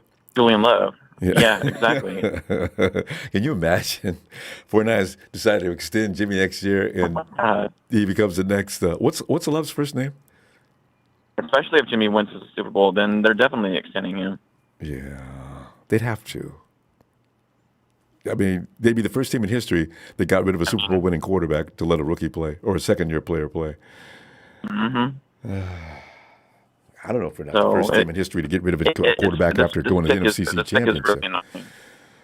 So annoying at this point. Like, all these YouTube channels overhyping Trey don't understand patience. They don't understand wait and see. They don't understand any of that. And it's beginning to become ridiculous. Like, whenever a negative report comes out about Trey, they immediately pounce on it and think it's fake news. And, they retweet somebody and, it's been debunked. See, I told you so. These reports about Trey are bullshit. This season's got to have get here, show. I mean, I really can't wait. They have no problem. They have no problem shooting on Jimmy every day and believing every report that comes about Jimmy. Oh, he's a bitch, according to Julian Edelman. I know. And if that resurfaces next year, I mean, Edelman and I mean, they have to do this every year. That story's 3 years old now, something like that. We got to bring that up every year at the same time? For what? NFC Championship games and the Super Bowl appearance the 3 years that he's been healthy. And he has been here. Jimmy played hurt this last year. How exactly? And how is that being bitch playing hurt? And hurt thumb. And you still got to bring that Edelman and what's his name back up again. Devo said that he could barely grip the ball. But he stayed out there. You know, that's why And stayed out there, says, that's exactly. Jimmy's like, you guys can say what you want about Jimmy, but you know what? He stayed out there through the pain. And why didn't Kyle bring in Trey? That is still my question mark. I understand, and now I understand a little better that if Trey's finger, I don't know what he looked like in practice, but we never heard anything more Kyle about it. has reservations about Trey. Ronbo, let's be honest. Let's be real. Well, I don't know. That was for Kyle's pick. It's hard to read Kyle. Guys, Mr. Mystery. I don't know what he's thinking. Well, Kyle will come out on the golden boy and put on a golden smile and talk love UW stuff about Trey when he wants to. When we know deep down he wanted Matt Stafford. He wanted Aaron Rodgers draft day. Come on. No, he's in Mexico, a few blocks away from where Stafford and everybody else is. What? Kyle. Hey, that's not going to stop. So, Watch show. Next year, watch Kyle Still. I'll be looking at quarterbacks. Hey, this is what he does. I know. Especially if we don't go to the Super Bowl and we don't win it. He's still going to be looking around. Yeah, so anyway, that's all I might. That's my 2 cents. I'd like to give a shout out to Papa Dragons. By the way, I just sent a clip of Mac Jones throwing beyond 20 yards and of all receivers. To debunk his theory about Mac Jones, and that was a bullshit trade, by the way. I don't appreciate the patronizing. Shout out to Donut and T. I love them, my favorite couple, and shout out to Tony from Australia, and shout out to the TT fam. You all have a great night, and let's go, Jimmy. Yeah. Have a great night, show. People, I love to stop people. All right, take care. And we go to, do we? No, good.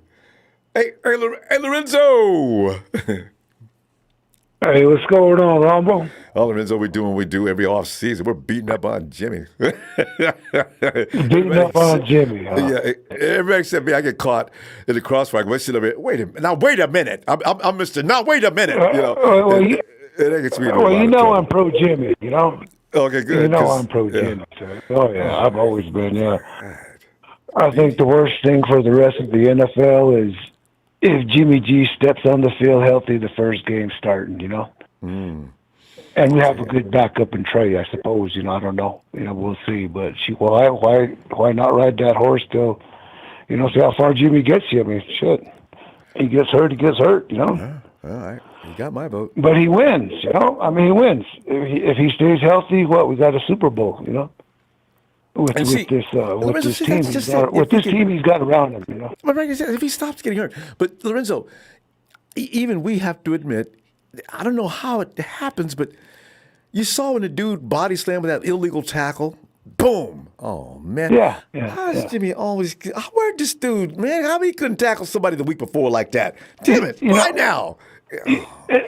And even in that when he missed that long pass in the Super Bowl, they didn't call that headshot to him like when he took a helmet to helmet, right? About three plays right before that. Yeah, so no penalty. You know, I mean, there's, you know, it's a mess. You know, they don't, you know, the Jimmy haters. I don't really think they watch the game. You know, they probably just trash talk and running or sipping some beers, running to the fridge. You know, like that one fool who called last year. You know, say, "Oh, I walked out at 17-0." Well, you know, those kind of fans you don't need. You know. Yeah, it's like, you know, hey, Ronbo, I saw you take a shot at the start of the fight, you know, so I hauled ass, you know. He didn't, you know, he make a comeback. What kind of friends, you know, who needs fans like that, you know? Well, what the hell? Lorenzo, because you're right, too, because a lot of people aren't watching the whole activity of going on in the game. They don't, there's been times in the beginning, we haven't had a premier receiver until they just now developed, right? Except for Emmanuel Sanders. There's times, if you're watching, you see routes being ran wrong, or the defender took a route runner out of his route, and Kyle has a big thing about that. You have to win, you know, on that route, and you know. And the people don't watch the game, right? There are so many second and long, third and long. Jimmy hits him right in stride. Boom, drop pass. You know, you're like, he's good third down. He's one of the best in the league, right? Nobody remembers. The guys that don't like him don't know about that. Yeah. There's so many more could have been, you know, second and long, and they drop it and get a drop. And Jimmy haters right away. Oh, fuck, he didn't hit him right. It's perfect, Oh, you're right. You hit him in the That's my fucking favorite numbers. number. Oh, I love that Fucking hit one. him in the hand. You had to reach down to grab it and to jump to get it. He's a receiver. Yeah. That's what he's supposed to do. That's how he gets paid for, Yeah, so I watch every play, I watch 49er football and that's it, I don't really watch any other TV, so. Yes, I watch every play. It's like, what the fuck are these guys watching, What are they watching? I mean, yeah, sure, Jimmy dropped that INT in the playoff game, but what the hell, Yeah, a lot of quarterbacks do INTs. I mean, we looked at. Well, I mean, that's what happened to he Tom dropped. Brady. Jimmy G dropped the INT in the end. Oh yeah. That's right. He's playing defense out of that play. This is what I'm saying. If people who comprehend football fully know it's a team sport. Now, it runs well as long as every part is running smooth, and that's the miracle that is usually going to win you a Super Bowl. But when you got two Super Bowl teams, they're usually almost, if not completely equal. So whoever flinches first is going to be the one who loses or wins. So, to put the spotlight on this one guy, that means you don't get But I'll tell you what, if he starts this year, I'm happy. I am happy. Hey, Trey, hey, sit another year, whatever, but the Trey supporters are, Trey's going to need a good offensive line play. Well, no shit, So does Jimmy. How about Jimmy? Right. What about saying, hey, Jimmy? What kind of bias is that? A lot of times I tune out, And then you got Debo, I had to not listen for a while after the Debo thing, because it was tiresome. He's crying. There will never be another Debo. If you're any kind of man, there's always somebody else, Always. So, you think you leave somebody, but more than nobody going to be like you, whatever. There's always somebody else. Yeah, it takes time. Also, Kittle take over a game. Yeah. I heard all kind of, chatter. Yeah, because Jerry Rice is a standout. But, when you look at Julio Jones' numbers, that's a lot of production. And he didn't have Joe Montana throwing to him. So, you're right. Generational players, though, Lorenzo, they only come along here and there. So, you don't see him every day, though, so people can still make those comparisons, though. Yeah, and then you make that bad start to me, but we lost all our running backs and Verrett the first game, Yeah. Well, that does kind of change your plan a little bit. It seems like people don't really. Nobody like you were cares. saying, they don't watch football. They don't know. Jimmy's fault. It's everything's Jimmy's Trey, fault. Trey's going to be the savior. Nothing's going to go wrong. We're going to win every day. People are saying now defenses don't respect Trey. They don't respect Jimmy. They just do whatever they want to do. And Trey's feelings or whatever. Hey, what that one saying? Fuck your feelings. What did Herb Edwards say? You play to win the game. You play to win. And it takes time to build continuity. That's what worries me too. I mean, we got a kid that's going to come in here now, and he's going to have to learn to play with these guys. It's not going to happen overnight. Yeah. He's going to have to take a little while. They're going to have to get back into some kind of a rhythm and sync, and it takes a while to build that up. They don't practice long enough for me. We should be working out instead of taking the entire month of July off, and that's worrisome for me too. But the players union says no. Because if Jimmy's healthy all year long, we're there again. We are there with a better supporting cast, And I hope that new running back works out, that big Tyrion Price, Davis Price. Yeah, he's got to. I'm excited to see him, because he looks like he could probably take over Debo. Well, I don't know, you don't want to say anything against Debo, but I hope he sticks around, but yeah, you got people playing, pay him top money, pay him more than our quarterback, throwing that money around like it's theirs or not. I don't know. I don't think so. Because you heard a lot about Debo can take over a game like no one else. But I've seen George Kittle with 5 guys hanging all over him. Yes, dude. See, those are the guys I want to see the ball in their hands. But Lawrence Rizzo, that's why I say I don't need for them to run a deep route downfield. Give them the damn ball now. After that, just get out of the damn way. That's I like somebody that. Somebody always takes over, Mostert takes over, Kittle takes over, Debo takes over. whoever needs to take over during that game. It's play nothing wrong with that, particular right? team, you know? There's nothing wrong with that. Yeah. But yeah, everybody makes too big. It's a team sport, you know. And Jimmy makes a run, you know. He's the main. Whether they like it or not, he's the main. He's the main piece. You know, but he doesn't have to carry the team. But I think they let him down a lot. You know, if you go back and you watch the drops, the second and third down drops of receivers have killed this team. You know, and right away, Green Bay. Jimmy didn't do shit in Green Bay. It was freaking freezing weather, people.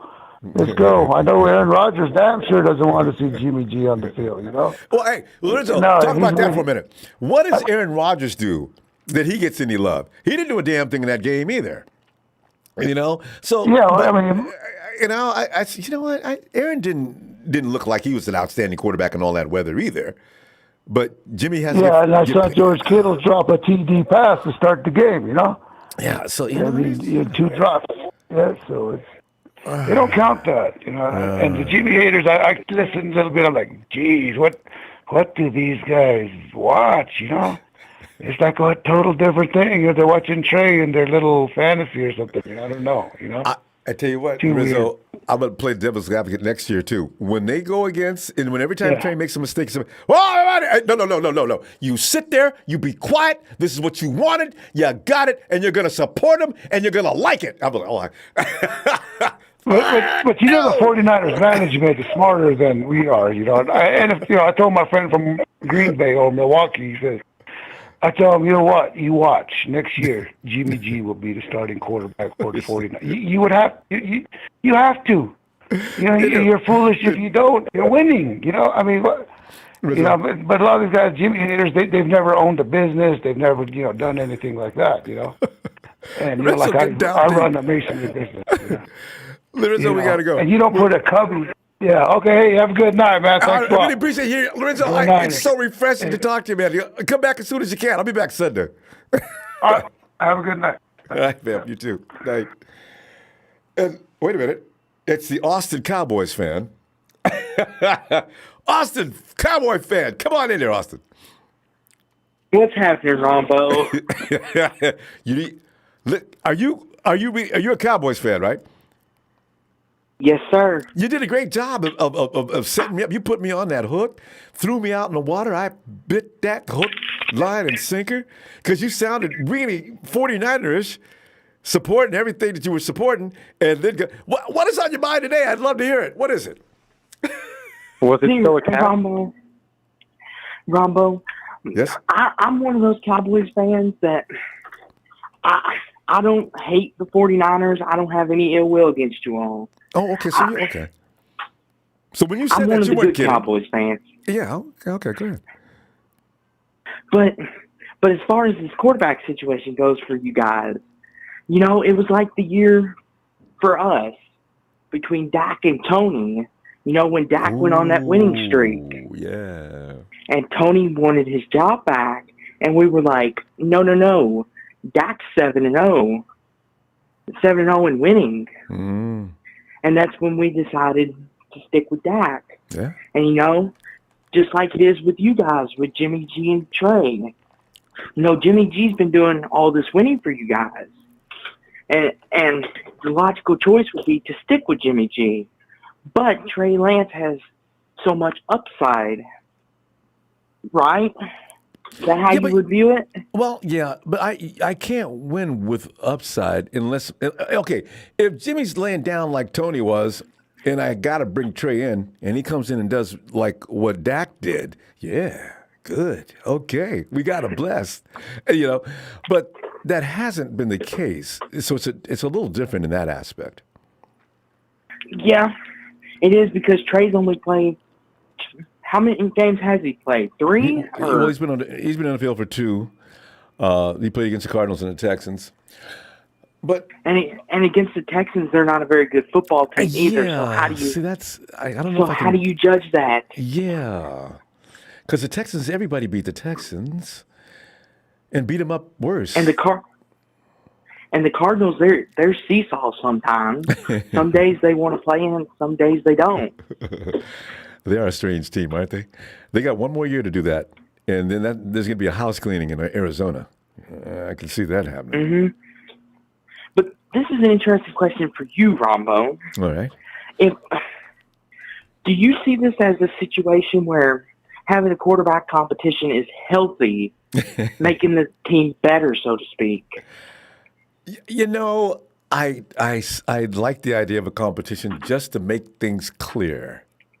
If Jimmy or Trey, if one of them is marginally better than the other one, then everybody can stop arguing. Everybody can stop complaining. Whoever gets out there, let's support them and stop with this going back and forth. For entertainment's sake, it's probably fun to go back and forth. But the hostility is out of control amongst 49er fans. So if Trey beats out Jimmy fair and square and you can see it clearly, everybody agrees, then let's go with Trey. If vice versa, then let's go with Jimmy and let Trey continue to polish. Mm-hmm.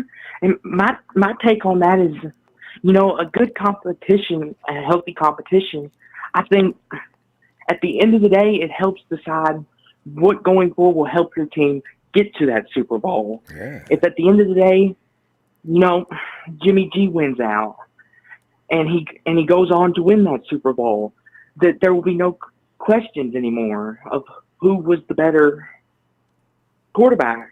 Mm-hmm.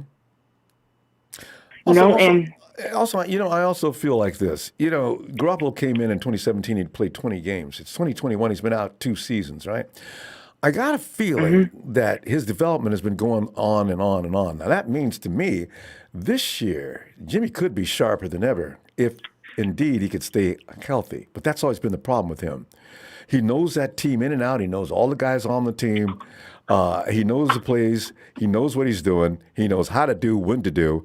I have a feeling that he'd be awesome this year, but I don't know if we're gonna find that out. And my thing is, and maybe you can help me out, Ronbo, because you might dig deeper into it. Is it just me, or does Jimmy G seem like a guy that's more calmer than most? Like does he seem that way to you guys? True. Like has that Most calm? And I think that's what pisses people off. They mistake that for being emotionless. Jimmy doesn't care. He doesn't get upset. I've seen his grimace his teeth a couple of times when he hit somebody with a perfect pass and they dropped it and the 49ers have to come off the field on a 3rd down play. But other than that, you rarely see him getting upset. He gets upset of himself sometimes. You can see that. He throws an INT. I see he's visibly upset. But then he comes back on the field, and he's straight money. So, he does have a reaction every now and then. Mm-hmm. And I got a couple more questions for you because I know you're a busy man. Okay. So I'll lay them on you. Go ahead. So my thing is heading into the season, as of this moment as it stands, where do you stand on this, Ronbo? Do you want Trey or do you still want Jimmy, from your perspective? It's hard for me to make a decision on that, Austin. I want to see Trey succeed because the situation has pretty much gotten to a place now where it's got to break. But if I had it my ways, Trey he'd sit another season, especially if Jimmy's going to play, because I already know what Jimmy's going to do and I don't know what to expect. We're going up one of the worst schedules we've had in years is coming up this year. I don't see subjecting Trey to that schedule, and I'm concerned with how he's going to handle that. I pretty much know how Jimmy's going to handle it. He's not going to come in with any fear. He's going to still be Jimmy. He's still going to do what he does. The rest of the offense is going to roll with him, and it'll probably be tough. With Trey, I'm not sure what to expect, so I'm a little fearful of that. Mm-hmm. And my other question to you is the way that the 49ers are built. They're built on defense and a run game. Mm-hmm. Since Jimmy's coming in. No. Do you think that's Shanahan offense? They've always been that way. But go ahead. So, do you think Trey could learn that system if he is indeed the starter, or do you think that was just built? Yeah, well, he has for to. Jimmy G specifically. No. Shanahan's they're more of they're pretty much their offense is predicated off the run, and their passing game, they want a balance in their attack. Some teams do that, and other teams make it a team. It's all about the quarterback. But Shanahan's have always had a balanced attack, and leaning more toward the run than anything else, because that opens up a lot of options and gives you play action, which is what they like to do a lot of. It makes it more effective. So, yeah, Trey's going to have to learn it, and he can learn it. He can add to it. If he can do all the things that his ceiling says he'll be able to do, well, now you've got an added dimension of him being able to run on that play action, which could be beneficial. So I'm not saying Trey's a bad quarterback, and I've never said that. I just worry that is he ready to be that quarterback? That's my only thing. Does it make you, Ronbo, if Trey is the one that trots out there week one, does it make you feel better to know that he's more mobile than Jimmy, or? Yeah, Austin, we're going to go. I'm going to do the last question I'm going to answer. But listen, here's the thing about mobile quarterbacks. When's the last time someone won a Super Bowl? Patrick Mahomes? Yeah. And before that? And Patrick Mahomes, by the way, is one of the best pocket quarterbacks in the league. So he has that ability, but he's an anomaly. See, that's why I think mobile quarterbacks might be slightly overrated. Well, we're going to find out in the years to come, though. So, because running out appreciate your time, no problem, Austin. And you're a very nice fan. You don't really hate, do you? Right. Well, no, I love your streams, man, and I always watch them. All right, thanks. Come on back anytime. All right. Have a great night. Yeah. Hey, Steven. Yeah, Russell Wilson's one. We went 2. But count the rest of the Super Bowls in the last 10 years. You know, that's why I always wonder if I was talking to the chat on that one. But go ahead. Let me say this. Me and my coworker Gabriel were talking about the Raiders. We talk shit on each other all the time. It's just playful banter, you know. A Raider fan? Serious. Oh my God. Yeah. Yeah. My work is divided. There's only one Cowboy, but everyone else is either Raider or Niners. Now, let me go ahead and say this. He got me with a good one. We were talking about like, oh yeah, Derek Carr, you know, versus Jimmy Garoppolo and Trey Lance, you know, whatever, right? We're talking shit about how many Super Bowl wins we have versus how much they have. And he goes, didn't you guys get shut down by a mobile QB? And I go, yeah, didn't you guys lose to a mobile QB? He goes, not really necessarily, no. He goes, this is how you contain a mobile QB. If you double down and you have a spy out on your defense for the wide receivers or whatnot, you shut down the mobile QB because they can't hang in the pocket. By the time the pocket collapses, all they're gonna do is run around with with the hair cut off, and if they go too far out, they're gonna get lit the fuck up. Mm-hmm. And then now you got the injury problem. Exactly, you're gonna get lit up if you're a mobile QB. I mean, really, look at what the Bengals did to Mahomes. Look at it. Dive down and look at it. Look at what Tampa Bay did to Mahomes. Oh. Look at what the Raiders did consistently to Mahomes. Look at what, you know, the rest of the AFC did to Josh Allen. You know, if you look at a good pocket QB with a decent enough route running wide receiver, that's key. That's deadly. That is deadly. I mean, look at Devontae Adams. Look at fucking DeAndre Hopkins. Look at Jamar Chase. Look at Keenan Allen. You know, Stephon Diggs. The list goes on. The list goes on, Ronbo. I mean, look at Joe Montana and Jerry Rice. I really look at it. Look at what Joe Montana was before Rice showed up. You're preaching to the choir. I've been looking at this for a few years now. And when we had Cap, there was times I said, you know, I really wish he could orchestrate more from the pocket because now they're waiting for him to run. This is why I don't have anything totally against running quarterbacks, but they tend to do that when all else fails. And there are times when they miss things because they were running. Well, and here's another thing too, Ronbo.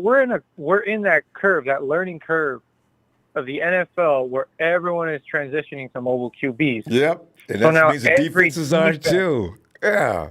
Yeah, the defense is already catching on. So it's like I want the best for Trey, but I also fear for him, not because I don't think he can't last or he can't hang. He's going to get killed. He's absolutely going to get killed. He's in a transitional period where mobile QBs are the new face of the NFL, and the defenses are wisening up, and defense coordinators are knowing, all we got to do is just lock down on some wide receivers and then have a spy in the backfield and then just watch the mobile QB struggle. Now, if Trey's pocket presence is just as good as his mobile presence, then we might have something. Then you got something. Because if you look at it, Patrick Mahomes in the pocket isn't as good as Patrick Mahomes running out of the pocket. Yeah, you think so? Because he can throw on the run, though. He is very good at that, and he's one of the best. But Mahomes can kill you from that pocket, too. And I mean really take you apart. So that's why I say I put him in the mobile quarterback, but not fully. Mahomes will kill you from the pocket as well. Here's the thing, though. What made him powerful, Ronbo, was Kelsey and Hill. Yep. Prime time receivers. They'll do it every time. Yeah. Exactly. I mean, really, look, Ben Roethlisberger looked like he did when he was younger, like about 2 years younger, granted. I mean, he can't run, but that was all because of Juju. Yeah. That was all because of Juju. He couldn't do it with Clay. Look at when he had AB and Juju out there. That was ridiculous. They both of them had 1,000 yards, and they were mad at each other because he thought the other one was getting too many passes. Exactly. Yeah. That's why I'm like, I don't expect Trey to come out with, guns blazing, because our wide receiver core, granted, as talented as it is, it's not up to par with, let's say, for instance, if we were to stack them up against, unfortunately, I got to say the Raiders. You got Devontae. Well, now you do, because they got Devontae. Yeah. And who's that tight end they got? That dude, man. Darren Waller. Yeah. Darren Waller. Darren's bad, man. So, who else they got? Oh, they lost what's his name? Because he lost his mind. Henry Ruggs, who I wanted. Yep. Who else they got? Also, another thing too, Ronbo, is that a lot of people are like, "Oh yeah, we could have got Stephon Gilmore or Drake Jackson, or not Drake Jackson. What's his name? The other Jackson from the Patriots. What's it? C.J. Jackson? I can't remember. I can't remember. He went to the Chargers. Yeah. But here's the thing: we had an opportunity to get him, but he gets cooked with route running wide receivers. If you look at all the highlights he had, Stephon Gilmore and Jackson got cooked. And I hate to, give any kind of credit to the Rams or whatnot, but I mean, Jalen Ramsey is the only one who can lock up a decent enough route running receiver. That's true. I mean, look at what he did to Jamar Chase. Jamar Chase, I'll tell you right now, Jamar Chase is a generational talent. I mean, that dude, he will light your ass up. Who was that on a one-on-one? That took Ramsey's face and used his face to throw him into the dirt? Was that T. Higgins? I mean, I enjoyed that moment so. Just took his face and threw him into the dirt, neck bent around. Refs, I didn't see nothing. Oh, all right. I loved it. Man, Ronbo, it's like I said, I want Trey to do good, but I'm terrified because the NFL is evolving around that mobile QB mindset. You go in there, and it's always going to continually be evolving, unless you have a really goddamn good offensive line. You're going to get eaten alive. Yeah. If you're a mobile QB with a bad offensive line, all they got to do is just stack maybe 4 high up in the front, and then, like I said, go 2 out, and then have a spy up top, and it's over. But if you have Steven, a decent that's why when Austin was talking about the Shanahan's, their offensive design, it does really need for the quarterback to stay and orchestrate from the pocket. Now, if something breaks down, maybe you can run around. And Shannon's going to have to actually redesign some of the things that he's been doing. It's not a natural element in his offense. That's why he always wanted quarterbacks that can stand in their pocket, keep their eyes downfield, and fire that ball. don't take all day to do it, and that's why he liked Jimmy in the first place, because Jimmy's quick release, quick read, quick release. Yeah, he had some issues at times. The offensive line crumbled, or receiver ran the wrong route, or like I was trying to explain a little while ago, you see receivers running not even the wrong route. They're getting stopped by the defense, and now Garoppolo's supposed to put that ball in the spot. He pissed me off doing that too. Jimmy, don't throw it. He's not. Oh my God! I mean, you see the route runner gets stopped, then don't let it go. Just throw it away. That's one thing that Jimmy pissed me off about 100 times. Don't insist on making that play if it's not there. That's the thing too. That's one thing I think everyone can agree on with Jimmy is that he tries too hard to be Captain Save-A-Ho on a broken play. I like that Save-A-Ho. It's true. It's true. Because if Kendrick or anybody else gets caught up in on the defense, the cornerback has got him locked up, then Jimmy abort, damn it. And he throws it. Jimmy, it was supposed to be thrown in that spot. I get it. But you can't see it wasn't there. And that's when I get mad. I get mad with everybody else on that one. But everything else, I got no problem with. I mean, really, though, Ronbo, in a perfect world, like I said, in a perfect world, Jimmy would have that talent, that arm, that QB IQ Tom Brady has, where if he tells somebody, I'm going to get you 1,000 yards this game, I'm going to get you 1,000 yards this game. Yeah. How many times did he do that with, Gronk? How many times did he do it with Edelman? How many times did he do it with AB? How many times did he do it with every single player he had? Look at the Hall of Fame names that you're calling, see? That's the thing. Those guys wouldn't get caught up in defensive pressure. Those guys are going to get to the spot, So that's why when we got what's his name? Emmanuel Sanders, did you notice how slick Jimmy looked when he got here? Oh, absolutely. Premier receivers make a difference. You got to have them. He does. They do. So they do, and that's something the 49ers unfortunately don't got. I mean, you can say Brandon Ayuk may be a slick receiver, but in terms of actually seeing it in actual play time and him getting loose consistently, it's not. Steven, it's not there. And Steven, did you notice people have already talked about a couple of our receivers when Trey had that problem against the Arizona Cardinals? See, these are the things I take note of and say, see, that's okay for this, but not Jimmy. So that's why I would say, this is wrong. So so this is where we're going to find out more, and hopefully, because Debo and BA, they're top notch now. So we'll see what happens. And George Kittle's always been tough. So we got to pull up. Go ahead, Ronbo. You have a great night. You too. I love my Niner faithful. Thank you for the channel. If you ain't did it yet, hit like and subscribe, please. Thanks, fam. Steven, see you Sunday. See you Sunday, Ronbo. All right. And Bethel.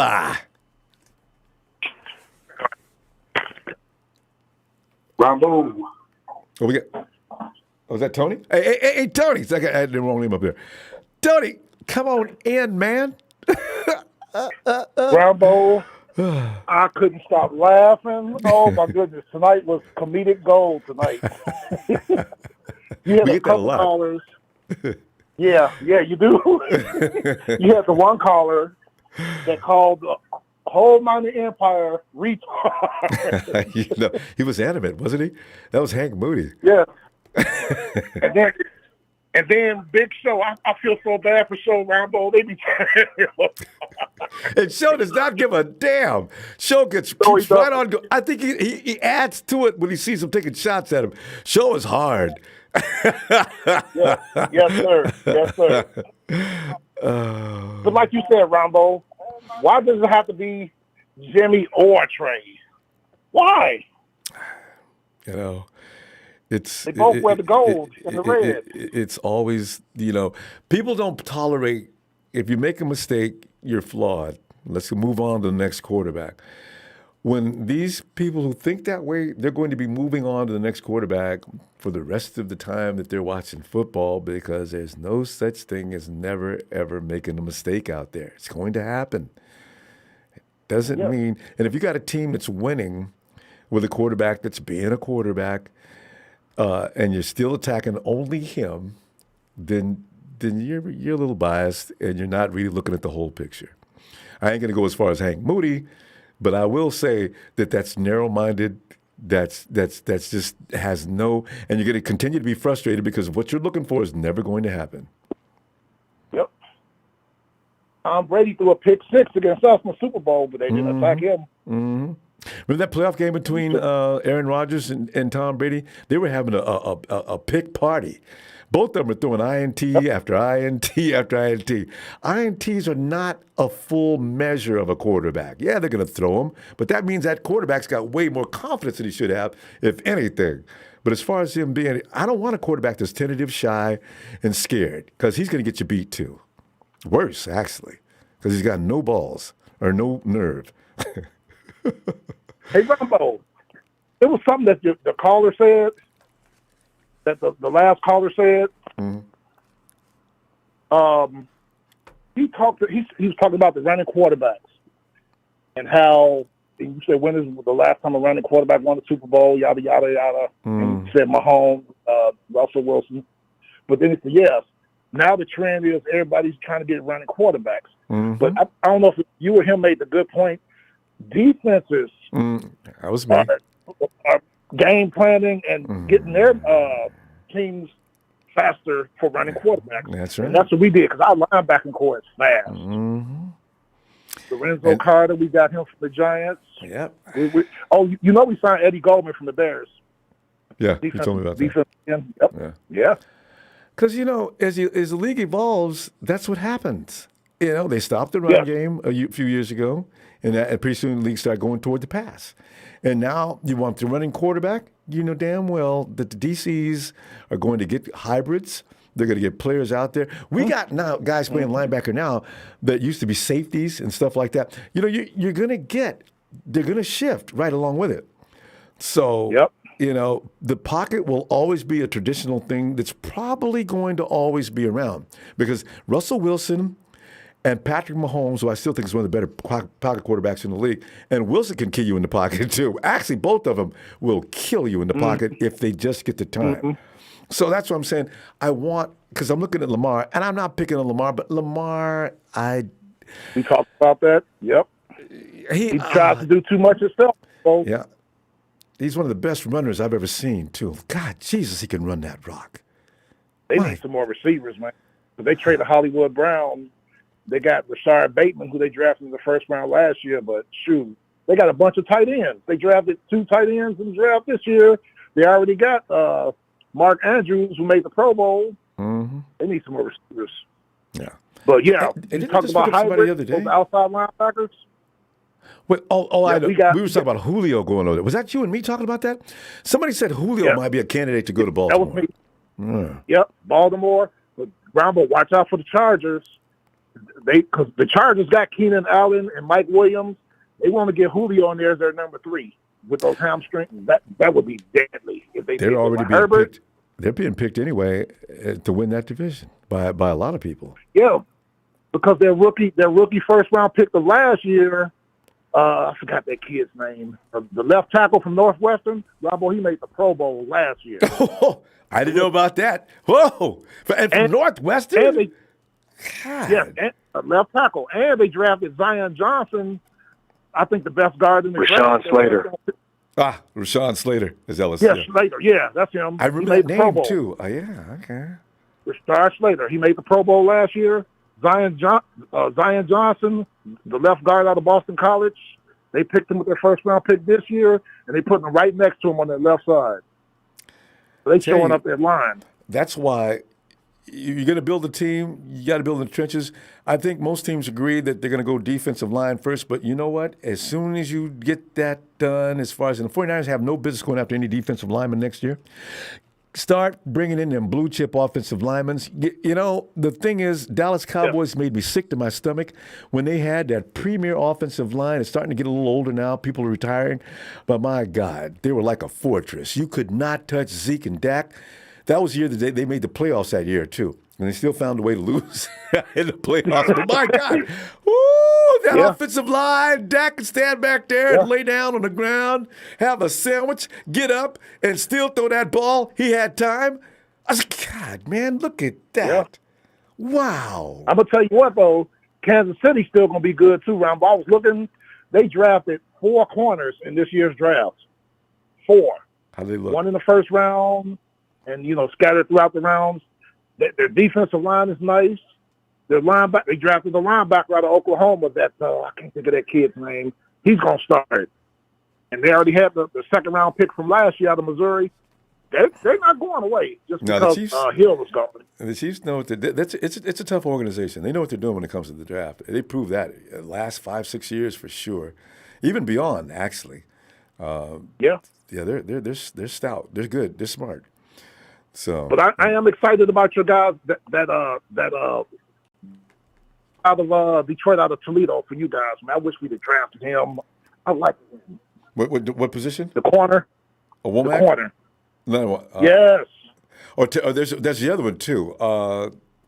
Womack is one. What is that other guy's And the name? one that y'all drafted last year out of Michigan. They played together against each other in school. His name starts with a T. Tariq? Wait. Oh, I know what you're talking about. So, yeah, they got high expectations of him, too. So we're going to find out. 49ers address that corner. That's what they do. When we at the weakest we go after it all out. And they did it this year, that cornerback. I mean, that defensive back room. Anyway. And Ronbo, a friend of mine told me he was in the Seahawks chat real quick. Yeah. And somebody asked him a question. If Jimmy Garoppolo gets cut when you guys pick him up, they said absolutely. Yeah. So makes sense. Just FYI. It makes sense. Only 49er fans think Jimmy Garoppolo is one of the worst quarterbacks in the world. If he goes there and you put him with Tyler and DK, I don't know who they got running the ball, that's going to be trouble. Rashard Penny. That's right. He did look better last year than usual. Yes, he did. But don't be surprised if DK gets traded to Baltimore. That was the one I told you about. Can you imagine? 2 shows ago. DK, well, I tell you what, he'd have fun. I wonder how well he'd do, though, with that. Well, he'd be fine. Anyway. Yeah, because he get it paid. All right, Tony. See you Sunday. Good stuff. Yes, sir. Hopefully it'll be some more comedy. I'm going to sit here and listen. It's always comedy. The chat's crazy. Yes, sir. See you Sunday, sir. Looking forward to it. Take care. Have a great night. Hey, Bethel. Hey, what's up, Ronbo? Bethel, Jerry Rice running around here doing things all over the place and saying things like, back when we was playing, Bill Walsh always believed in competition. Let them compete. So, Bethel, now you got Rice talking about, we're going back to Walsh days. Let them compete. Damn it. And let's see who the best man wins. Bethel, are you agreeing with Jerry Rice and Bill Walsh? And if that does take place, who would you put your money on to win that competition? It depends on who they have lined up, because everything that they're building up for is for Trey. It's for Trey Lance. So he could use all these weapons and start using them. And let's just say then they're going to let Jimmy come out there and compete and borrow Trey's weapons. Now, what happens now? Well, it depends on if you think you made the right choice, then you stay with Trey Lance. If you think you made the wrong choice, then you stick with Jimmy. But it depends on Kyle, and it depends on what's going to happen. But Beth, I'm thinking about you the workouts, the practice. Now, I tell you what, honestly, Jimmy's not ready to play football. He's not in any condition to be. I can't imagine him being out strong enough to come out. Although he could come out there with the will to win, just because he might be a little pissed off about this whole situation if he doesn't want to leave. I think he wants to leave. But it would be interesting to see him. Remember in practice, Jimmy was awful a lot of the times, and people would talk shit about Jimmy throwing 5 interceptions and everything. And Bethel, look happened, how far we went. That happened one time. Yeah. Yeah. So 3 years ago. Practice doesn't mean nothing until you're in a real game. So that's where it counts. Okay, we'll see that. Jimmy did pretty well then. Yeah. And another thing is that if people are going to tweet out, stuff and, be nice to our rookie, because don't get mad if he blocks you because you're talking shit to him. Wait, what and then rookie? you talk more shit. That's, I was hearing about somebody getting blocked and talking shit about Trey only because he blocked them. I'm like, what? Like, you don't talk really bad about your rookie quarterback only because he blocked you. Like, of course he's going to block you because you're talking shit about him. And really, there's no excuse for a 49er fan to be getting blocked by a 49er player. I would never tell anybody that if I was. That's shame. Yeah, Ronbo. I was talking to Trey, man. He blocked me. Whoa, dude. Why? What were you saying? You're gonna get attacked. 49er fans attacking 49er players. I was watching somebody broadcast, and they showed what the guy said, and he said some awful stuff to Trey. And I'm like, people should not be talking like that to.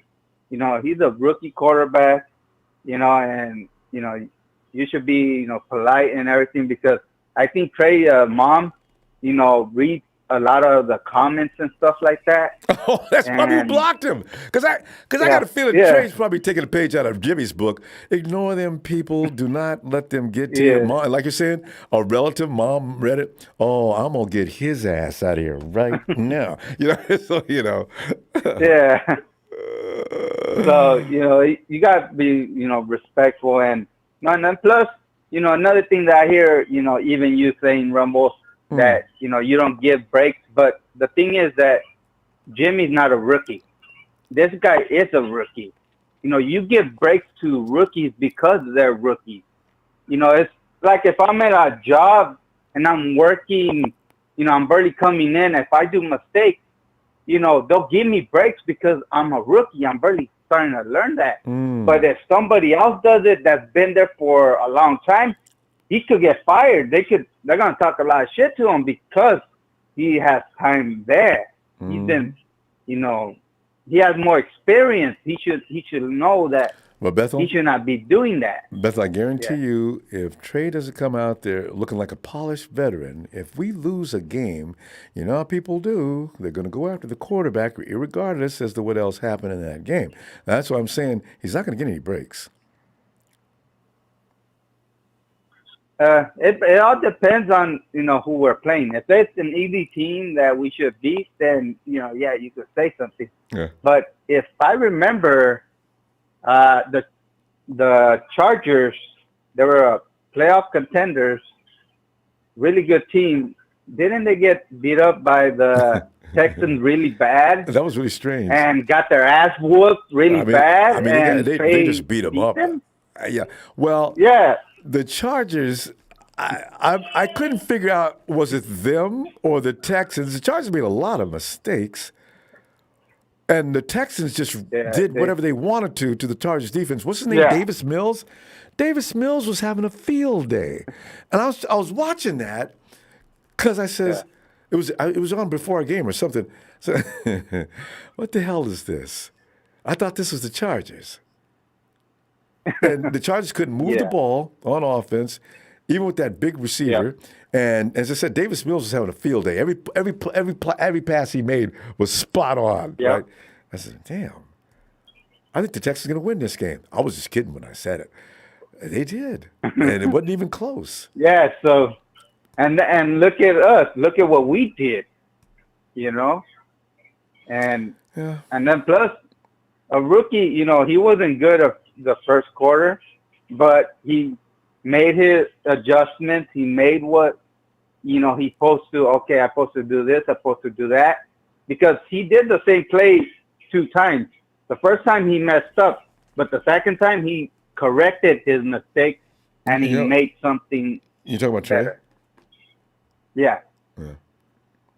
And that's what you want to see from your rookies. Yeah.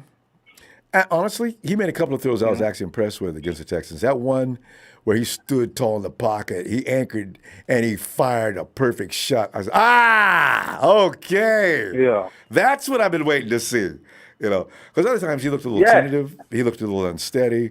The ball was flying up. It just isn't. I was not impressed. So, and then he finally got that. I said, okay, see, this is what he's capable of doing. Maybe he just needed to relax and calm down. I gave him credit for it. I sure did. Yeah. There's actually one pass that he threw to Brandon Ayuk that was a really nice ball. The only reason Ayuk didn't catch it is because the defense guy was holding his other hand. They should have called a flag on it, but they didn't. Yeah. And, so he couldn't catch it. That was... Yeah, that's going to happen. That's going to happen. Everything happens. That's what I'm saying. For people who are expecting absolute perfection, as that Jimmy G, every pass he makes is under the spotlight, or under the microscope. I think, there's no quarterback out there that's never going to throw a ball a little high, a little low, a little left to the receiver, a little right to the receiver. If we're thinking Trey's going to come in and hit the man on the numbers on every shot, somebody's going to be in for a shock. Yeah, now imagine he did that with a finger that was hurt. Imagine with a good finger, now that he has his finger way better. So, he's going to do a lot better. Yeah, he should. We hope he's going to do a lot better. And hopefully he doesn't get hurt anymore because, this is what we've had a problem with forever on this roster. Yeah, and then another thing that you were talking about, Josh Allen. I remember there was a game that they should have lost, but because of his mobility that he has, they won that game because of Josh Allen.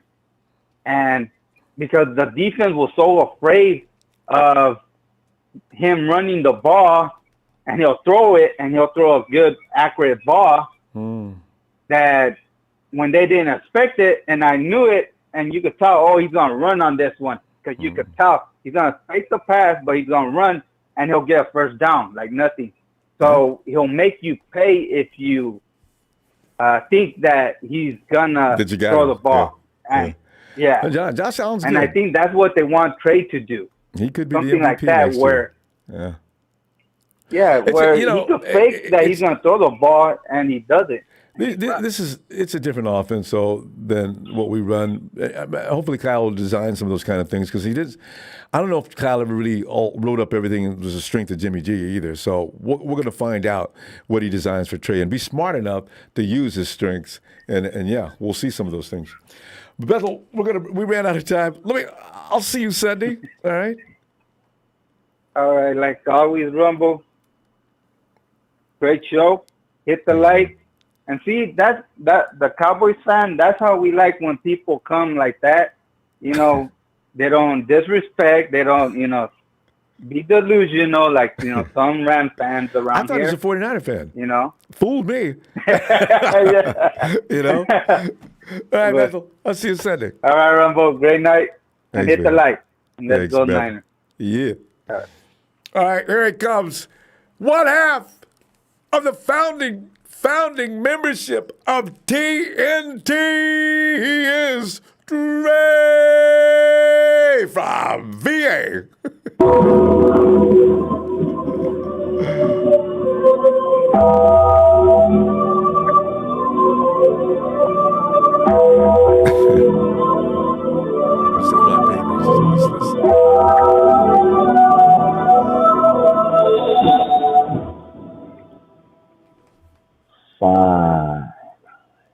He changed his stuff. And he still has to pause. He still has to pause. We had somebody earlier trying to do you, and I tried to tell him how to do it. Yeah. Shout out to you, Brother Ronbo. Shout out to production, of course. Special relationship with him. And shout out to TNT. Even the wrongest member of TNT. I don't pick on him. You guys always said you don't always agree with each other. Because that's family. That's family. Yeah. That's family. This ain't even about. You know what this is about? This is about you, sir. You. Because this is your program. Yes. You allow them. Yes. You enjoy this. I can't screen them all. Oh no! No! Because I've waited a long time. It's like Good Rush says. Yes, still a good show. Well, not a big show. I don't know about that one. I am very, very disappointed in this that I have to come out here and say what I'm about to say, Ronbo. Let me ask you a question, Ronbo. Let me say this. I welcome a quarterback competition between Trey Lance and Jimmy G in less than a month when camp starts.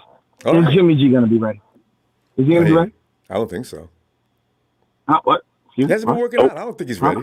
I don't think he's ready at all. I doubt it. We're starting another season and he's not ready? Yeah. Ironic. Oh, look at you.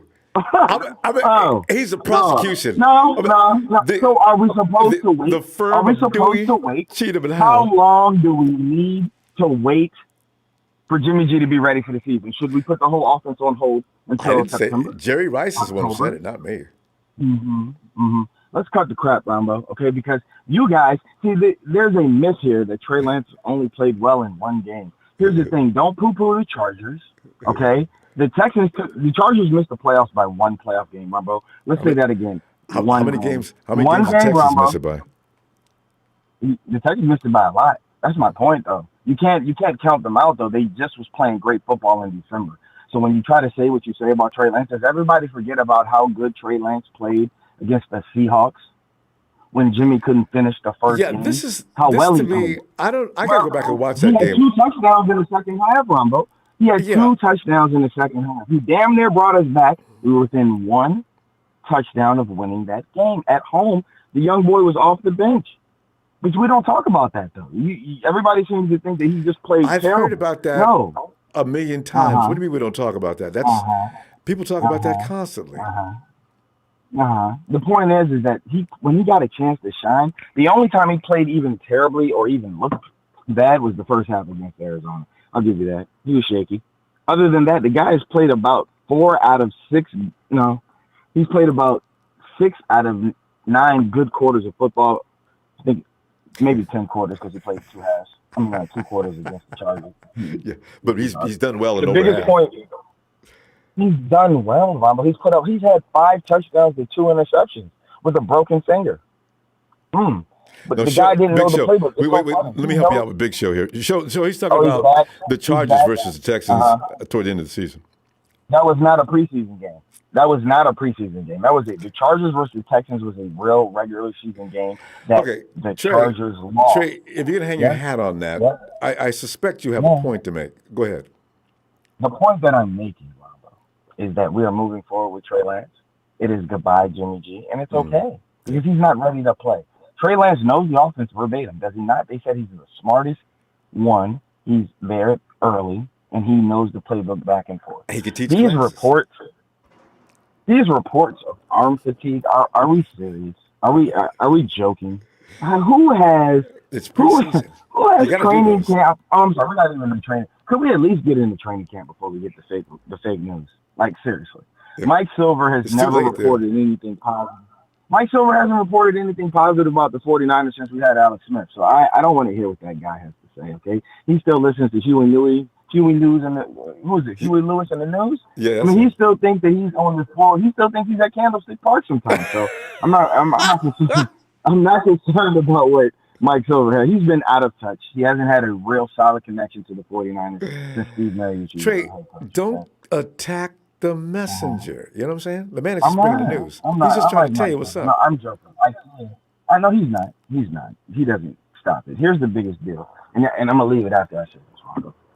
You guys keep talking about running quarterbacks like we're talking about Lamar Jackson.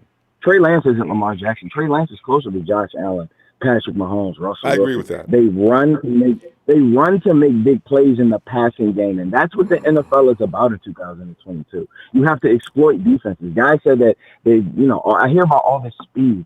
You wonder why we're going to a more power run game? Because everybody's going with all this speed.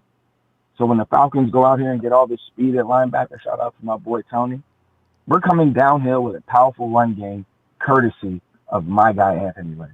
You see what I mean? So we're gonna mix power with spread.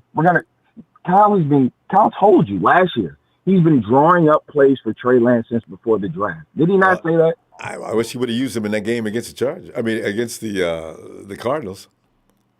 Well, he sprinkled a few of them in against the Texans. You saw what it was. See, the thing about it is that we both saw the game plan against the Cardinals was trash. He tried to run them like a running back. We'll never see that again.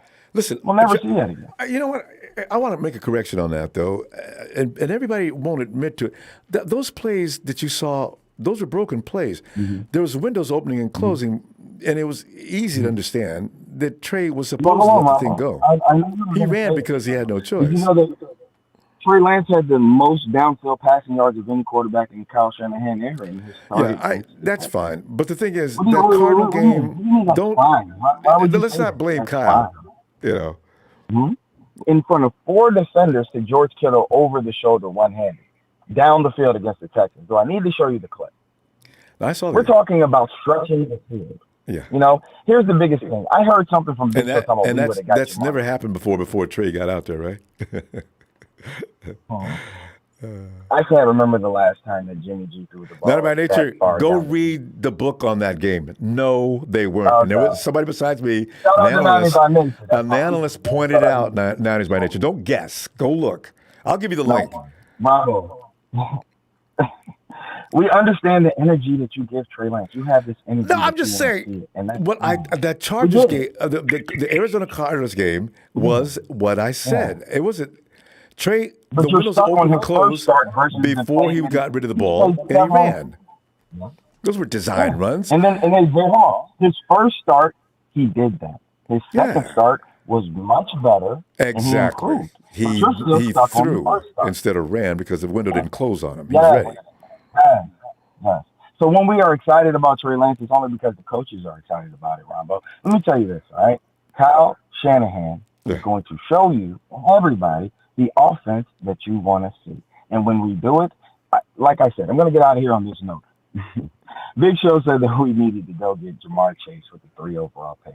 Ooh. Jamar Chase is a deep downfield specialist. Who the hell is going to throw him the ball?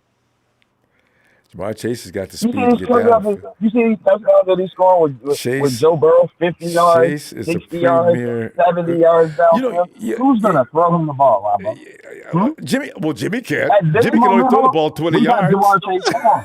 We got Jamar Chase. Wait. Too many yards. Facts what it is. Jimmy can only throw the ball 15 yards. You're right. Let's It's impossible. call the facts what it is, Ronbo. We got Jamar Chase right now. Who's I'm throwing him going the ball? along with your comedy, Nate Sudfeld? tongue in Is cheek. Nate Sudfeld, hold on. While Jimmy G is on IR, the injured reserve, the unable to perform, they call it the pup list. He's unable to perform. He's a puppy. I like that. He's a puppy. God. But if he's on the pup list, it would be Nate Sudfeld throwing to Jamar Chase. How you like that? I love it. Yeah, I'm sure you do. Mama, I know we got to go. Shout out to you. Thanks for having me on. I Always know a that it's pleasure. been a while. I love it when we get on here, man, because you know, shout out to TNT. Big Show. You're wrong. If we, And if we was, because if we was at the barbershop, they closed, the shop be closed, and the dude, Ronbo, you and Trey got to get out of here. I got to go home, man. And Yeah, you didn't we finish gotta my go. haircut yet. Well, you wouldn't let me finish. look, Big Show. Just because you say it enough times doesn't mean it's gonna happen. Week 1, Trey Lance is your starter. Yeah. Jimmy G. Here's the funny thing about him going to the Seahawks. You said DK Metcalf. You said Tyler Lockett. They're Who's good going to throw the receivers. ball deep to those guys? They don't need to be. Tyler Lockett will beat you anywhere. A whole bunch of slants, right? A whole bunch of 5-yard Trey, passes. I got to tell you, you should know better than you should know better than that as well. If you design an offense like that, I got to tell you, I've seen Jimmy in college. He can throw the ball downfield. What you saw was Kyle's offense. People don't want to admit that. They don't want to believe it, but it's true. If he goes to the Hawks, believe me, the ball will go downfield. Look at the college tape if you don't believe he has that arm. There's a reason why Jimmy's ex-teammates have called him the one word that no man ever wants to be called, okay? His ex-teammates. I heard it, and I heard it for 3 years straight. And you know what? It is such a crock of crap. 3 years ago. So the guys that played with him. No. The guys that went to war with him. They don't know what they're doing. We know what we're talking about on YouTube. 3 years ago. What happened this year, Trey? Did Jimmy go out there and wimp out?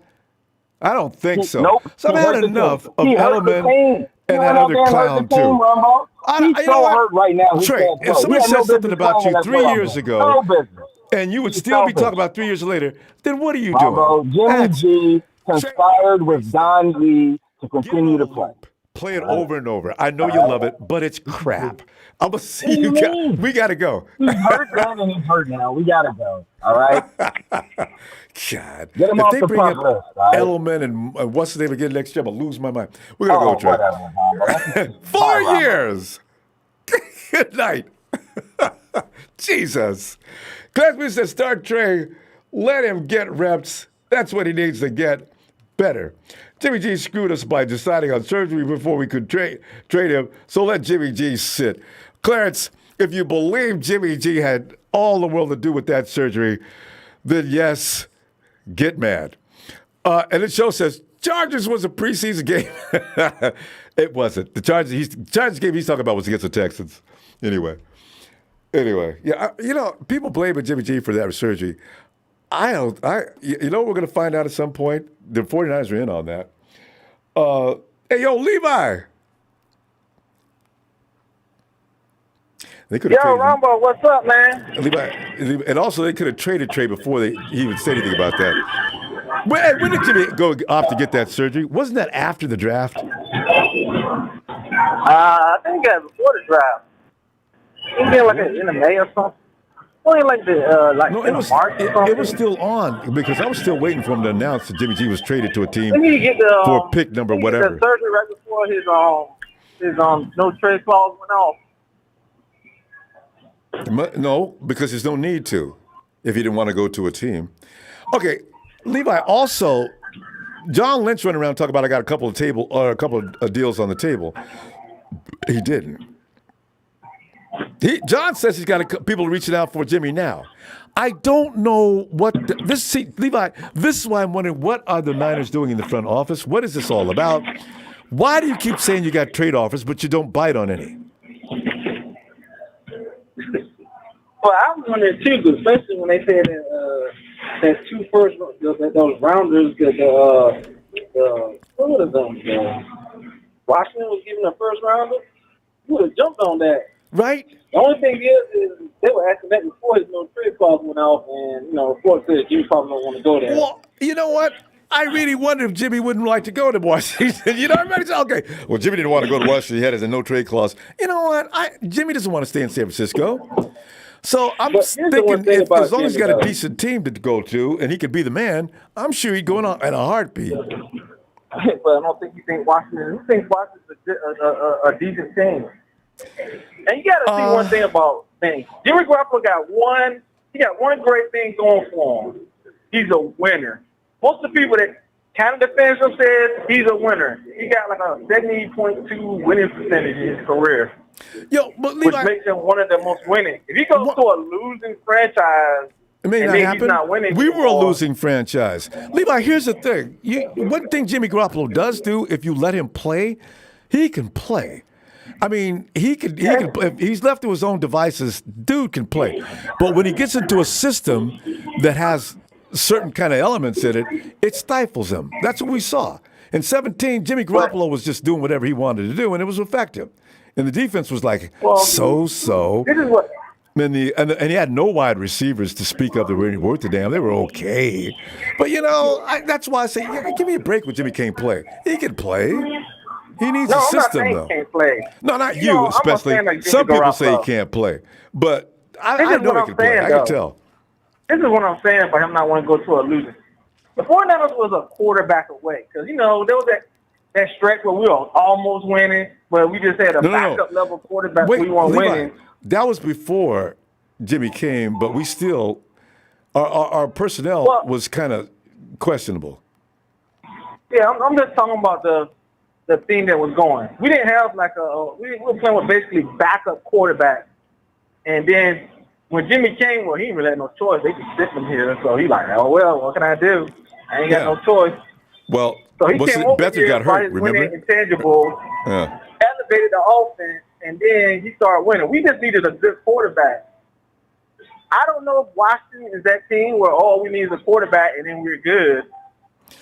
No, I think Washington's offense is better than the one we had. And right now, it's better. And they got a better defense than we had at that time as well.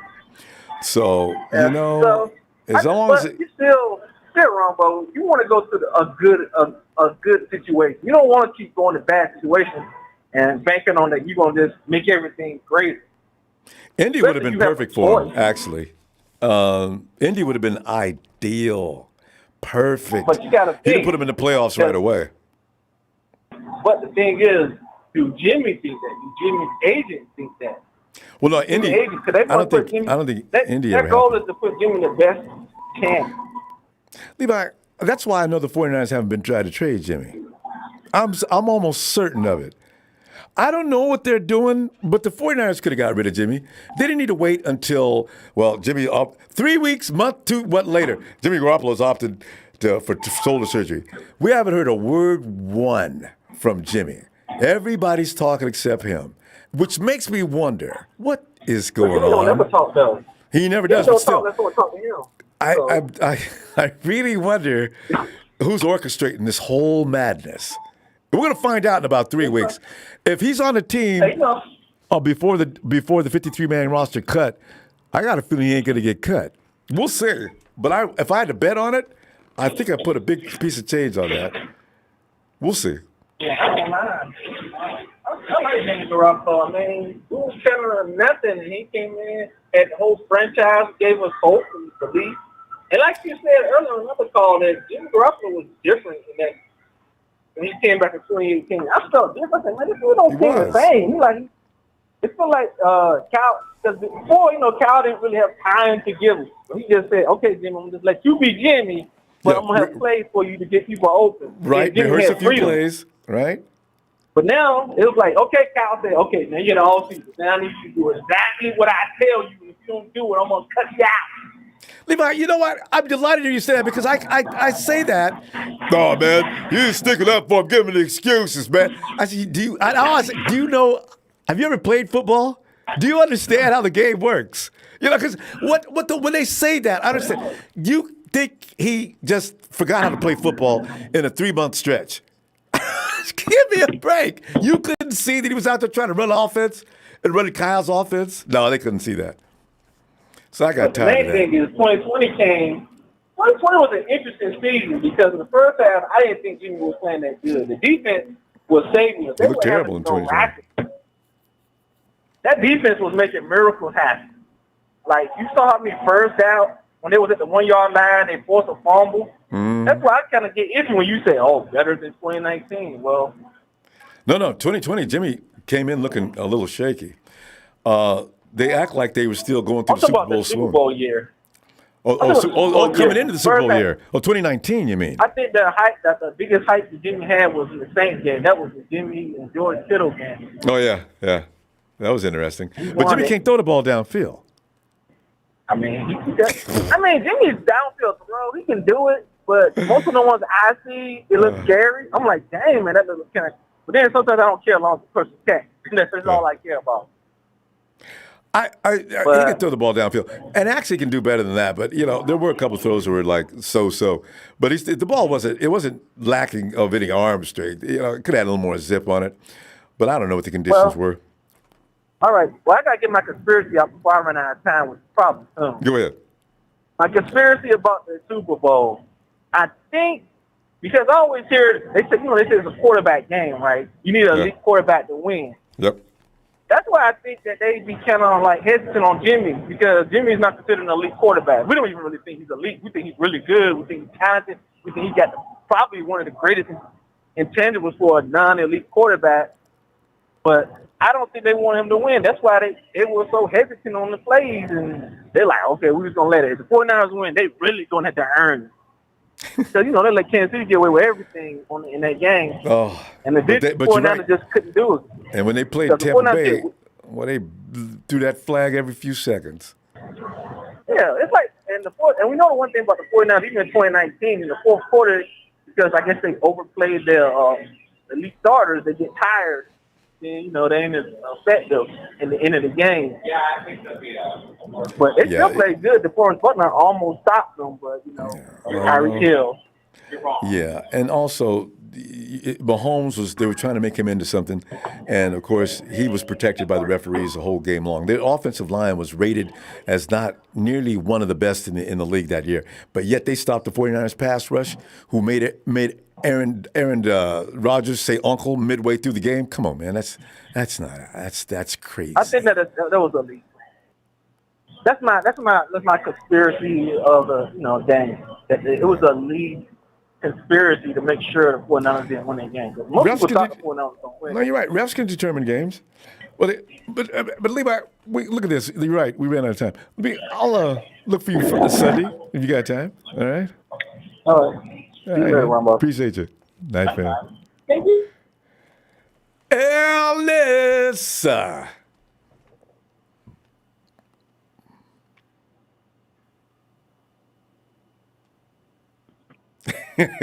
And Carr is way better than Jimmy because he can throw outside the numbers. I love when people isolate certain things. I tell you what was that? Lots truth, something. Can Carr beat Jimmy throwing inside the numbers? It doesn't mean anything. You gotta win. God. Hey, Ellis. Ronbo, can you come right back to me? Okay. Oh God! Sure. See what Ellis, you will not believe what you just did. But go ahead. I'll be back. It's Marketing Pro. Guy kills me. Marketing Pro. Yo, what it do, Ronbo? Even Jerry Rice is making Marketing Pro look like the genius he always is, Oh, yeah, we can have a quarterback competition. Ronbo, these little children in this chat, you give them that children's medicine. You're slipping it in that oatmeal, you know what I mean? Because kids don't like that medicine, the truth medicine. So when Jerry Rice is telling you, hey, let's do it the OG way. Let's see who's better. Let's see if Trey's really the next king of the West, like Niner by Delusion always be saying in that chat. I mean, that kid needs prayer. You know what I mean? So if Flash 80 is telling you, hey, maybe we should have a quarterback competition, because what I've seen, I don't really know if Trey's really that guy yet. And Ronbo, what do you got to say about what Jerry Rice said? Now, you're not like that bald scholar and all these other 49er chat or, platforms, just giving them that fix, like them, giving them smack. Can I get that? I agree with Jerry. Can I get that? I already said I agree with Jerry. I'd love to see that and see who wins. And as I said, let the best man win. And if we watch the competition, and people still aren't going to agree, but if we watch the competition and see that there's a clear winner, can we just stop with this other stuff and let it be as it is? They won't. Because them fans, they like beta males. Oh, we don't want a competition. We just want to trade a stars. You know what I mean? Buy it. Because they know the G-Man will get hold on, wait a minute. What we're not going to do is we want to know who's Flash. I kind of enjoyed that, Trey. Hold on, wait a minute, Ronbo. Trey Lance is ready for competition. Now, Ronbo, one question. Jimmy G is not helping. Okay, hold on, OG. Hold on, I got wrong. Question, all right, and this question only from the pro. Now, if you was a betting man in Vegas, say so, like you betting on two prize fighters, Jimmy G versus Trey Lance in that competition, who you putting your money on? In a prize fight, I'm gonna have to go with Trey Lance. He's too big. No, I'm talking about quarterback competition, but the prize fight is a better. Who you putting your money on? If they're both healthy in this offense, I have to go with Jimmy. And you ready? Now, quarterback is shattered now, but it's all good. But hey, Jerry Rice is a legend, man. He's Flash 80. The OG's Where did you get that from? Well, a Flash 80? Marketing Pro, where are you from? Are you from somewhere in the South? You're not from LA though, are you? Bro, I'm like I said, I'm a Rams fan, and Jerry used to wear those little towels, and he used to put Flash 80 on there. Oh. I used to see that stuff, and Jim Everett used to tell him, hey, you better calm down. Not from LA. Marketing Pro, are you from below the Mason-Dixon line? I got a cousin that you and him talk just alike. Boy, where are you from? Hey, man. I was raised in New Orleans for a little bit. I knew it. I knew it. You got that Bayou style. Hey. I knew it. My cousin's from Texarkana, but he's in Louisiana all the time. That's funny. Hey, I tell you right now, 49er fans, Kyle Shanahan is panicking. He's hiding under his bed like a 6-year-old, and he thinks the boogeyman in the closet. You know what I'm saying? So this quarterback competition is going down. And where's Jimmy going to go? The Panthers already got Mayfield. Now, where's he going? Seattle? You're going to put Jimmy G in Seattle? The 49ers will do everything they can not to let that happen. They do not, because in spite of what people think, they do not want Jimmy in Seattle. There's too much intel. There's too many things that they'll pick his head for. He's not going to Seattle. No. I personally, as a Rams fan, I want the guy gone because I don't like seeing that guy. But, that Week 18 was a little nightmare. But it's all good. We came back. But, I thought about it, man. Let's see who, as an outsider, I want to see this. I want to see who. Trey, I'm not saying Trey's going to be a scrub, but is he ready right now? That's what Jerry Rice is saying. Let's see. Let's have a competition. Everybody, lots of people want to know. We're going to find out. Marty Pro. Right now, the 49ers are. I must admit you are entertaining. We got to go. I'll be back Sunday. Rams 2-peat, baby, 2-peat, and you 49ers know it. Shout out to the best. Hold on. Let me say one more thing. I didn't say like, subscribe to Ronbo Sports because he's the realest one out of all of them. A bald skull, he's just feeding you the crack. Forget all that. Ronbo Sports is the best for the Niners. He keeps it. I'm out. Rams Nation, number 1. Marty, you have a good night. All right, is it? Because it must be Ellis's time because Ellis has got plenty of rebuttal for this, I'm sure.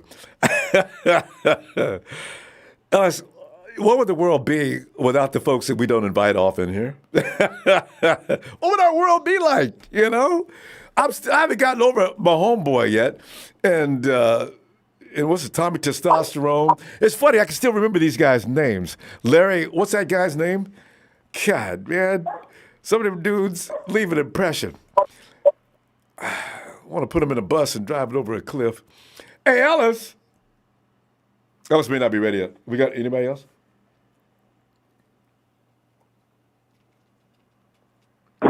Tony. Let's go down to the land down under. Tony. Ronbo. Tony, would you get in here, please? I'm telling you right now. Great to hear from you.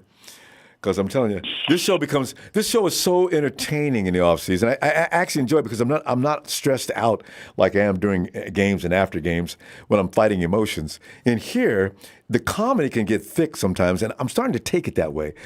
I'm starting to realize, don't take anything seriously. You'll be mad all the time. And Tony, it's not good for you to be pissed off all the time. No, it's not healthy. No. So, Tony, come on in and add some sparkle to all this madness. I always love your perspectives. Well, have you heard about that arm fatigue, Ronbo? See, Tony goes right to the comedy chart. I saw it. Tony, see, that's what I'm about these days. I saw that and I kept walking. You know what I mean? It's like you're walking down the street, you see a bunch of guys fighting over in the corner, there's bottles and stuff flying. I just kept walking. Stay out of that. I didn't, what does it say? Go ahead, share it with me though. I mean, is that the best you can come up with, like as a commentator, arm fatigue? And on the other hand, if it's there's true, gonna be more. They're not through yet. I don't think it is. I really don't.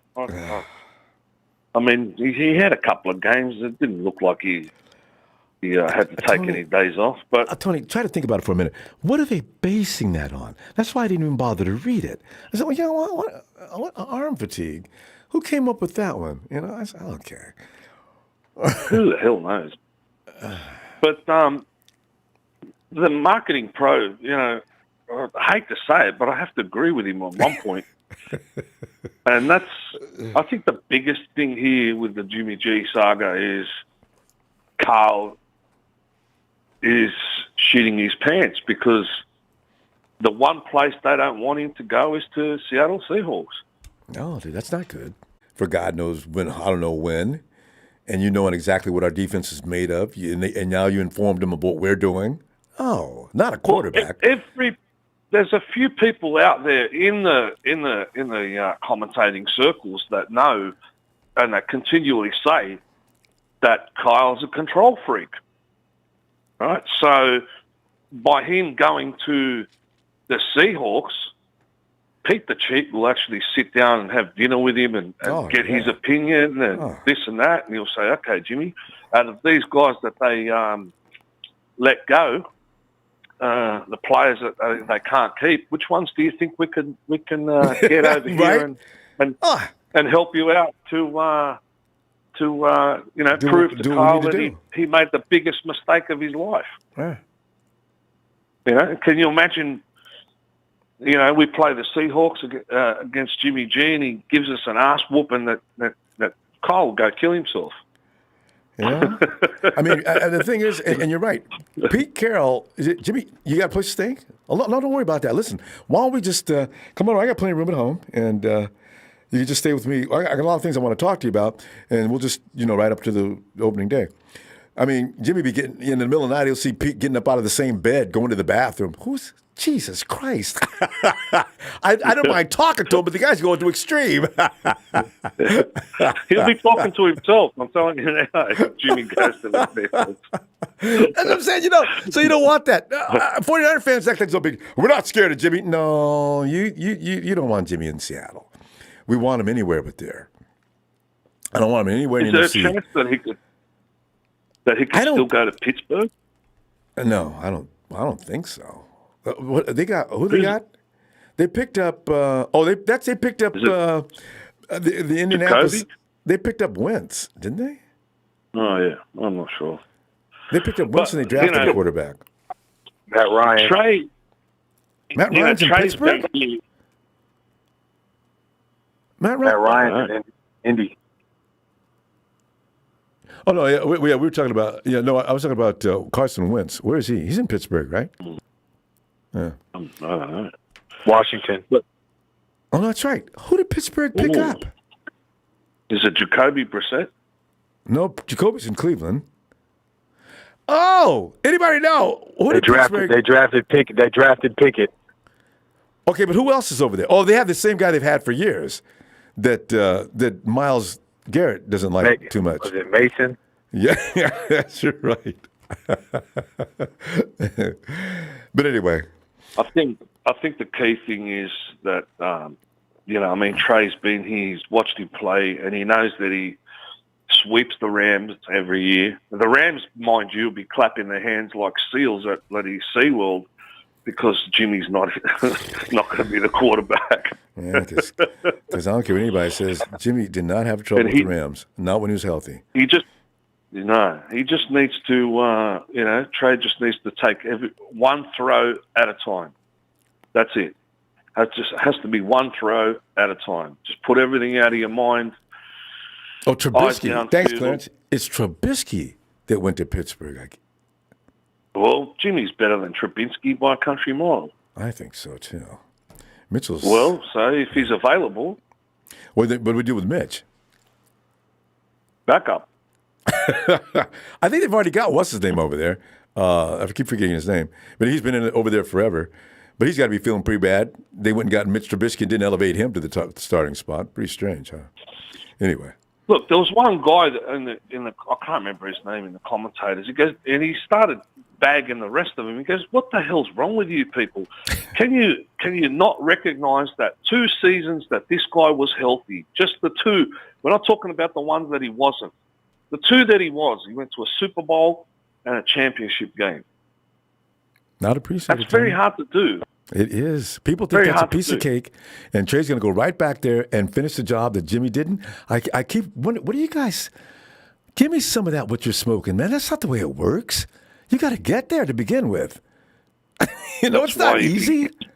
God. Yeah, if he needs to just eliminate all the pressure and not worry about anything else, like I said, and you just take one throw at a time, and slowly that'll build up his confidence. God knows he's got the backup in the receiving corps to help him out a country mile.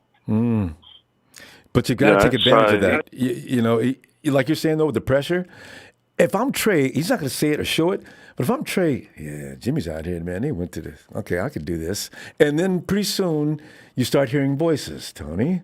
Let's say we get into week 8 or 9 and he struggles. And then he's going to start saying, damn, I got to do better than this. And as soon as that happens, then we got a problem. Well, the other scenario is, like I said, a few months back, if Kyle does keep Jimmy and for some unknown reason, some niggling little injury, it could be even a small one. Yep. Jimmy comes on, I don't think Trey sees the field for the rest of the year. Yeah, I know. If Garoppolo's that kind of person, if he gets out there and they're looking for him, he's going to show out. Yeah. He may even stop paying attention to Kyle and start doing the things he knows how to do. You're only 21, mate. You got 15 years at this club. Take it easy. Just, you're injured. Don't worry. This guy will take care of things. Blah, blah, blah. It'll be an excuse, if anything, for Kyle to put him out there. Because, as we know, that's his security blanket. I know. Like see, the guy me and you see through the same eyes. Exactly. Kyle doesn't want a security blanket leaving. Have a look at how many games he's lost without him. It's too many. The percentage is extremely high. So didn't we see some gray hairs on Kyle? You know what? Kyle will be completely white at the end of the season if he doesn't have somebody. I'm telling you right now, if Trey goes out there and it doesn't work out, and we're starting to lose. And then you got Jet on the phone. All right, I trusted you guys to make the choices 2 years ago. Now I expect results, Kyler. I'm just letting you know that you understand my position here. And this is what I know is God. That's got to be looming in his head, Kyle's head. Look at Jed. What about the other guy that stepped in for over the top of Jed? You mean his dad? Remember? His dad? Yeah. John York. He said, John York, what if he comes back in the picture? I said, listen, boys, don't worry about Jet. I'm going to, give you an ultimatum, this or that. Because no matter what anybody says, Tony, we were winning with Jimmy. Now, if we're not winning now, you guys said that this was the thing you wanted to do. Now let's, I didn't know I was going to have to start losing. If you're going to blame just the quarterback, the other thing that makes me laugh is that people they're trying to get clickbait and all that sort of stuff, which is, I suppose, normal in this day and age. Keyboard warriors. They act as if they had to cut Jimmy's whole shoulder, remove it from his body, and then reattach it again. Wasn't that to explain that procedure?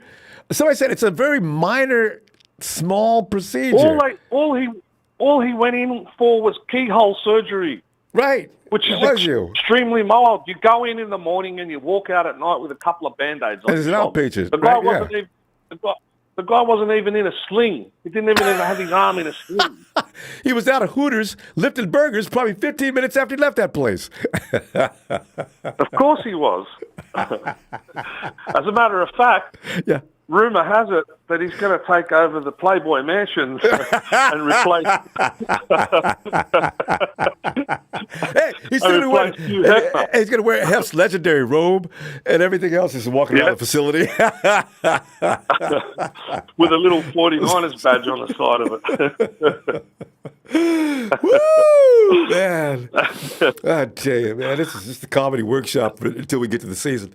Hey, Tony, but listen, we're gonna see you Sunday, hopefully, if you got time.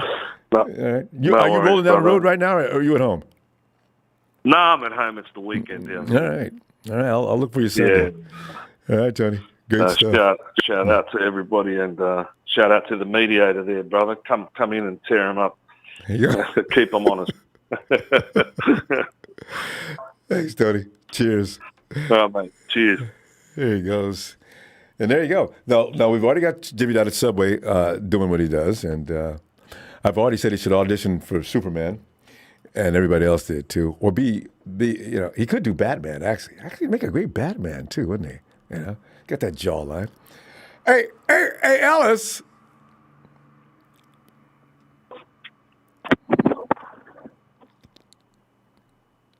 Ron Bizzle. Ellis, I thought you'd be right in.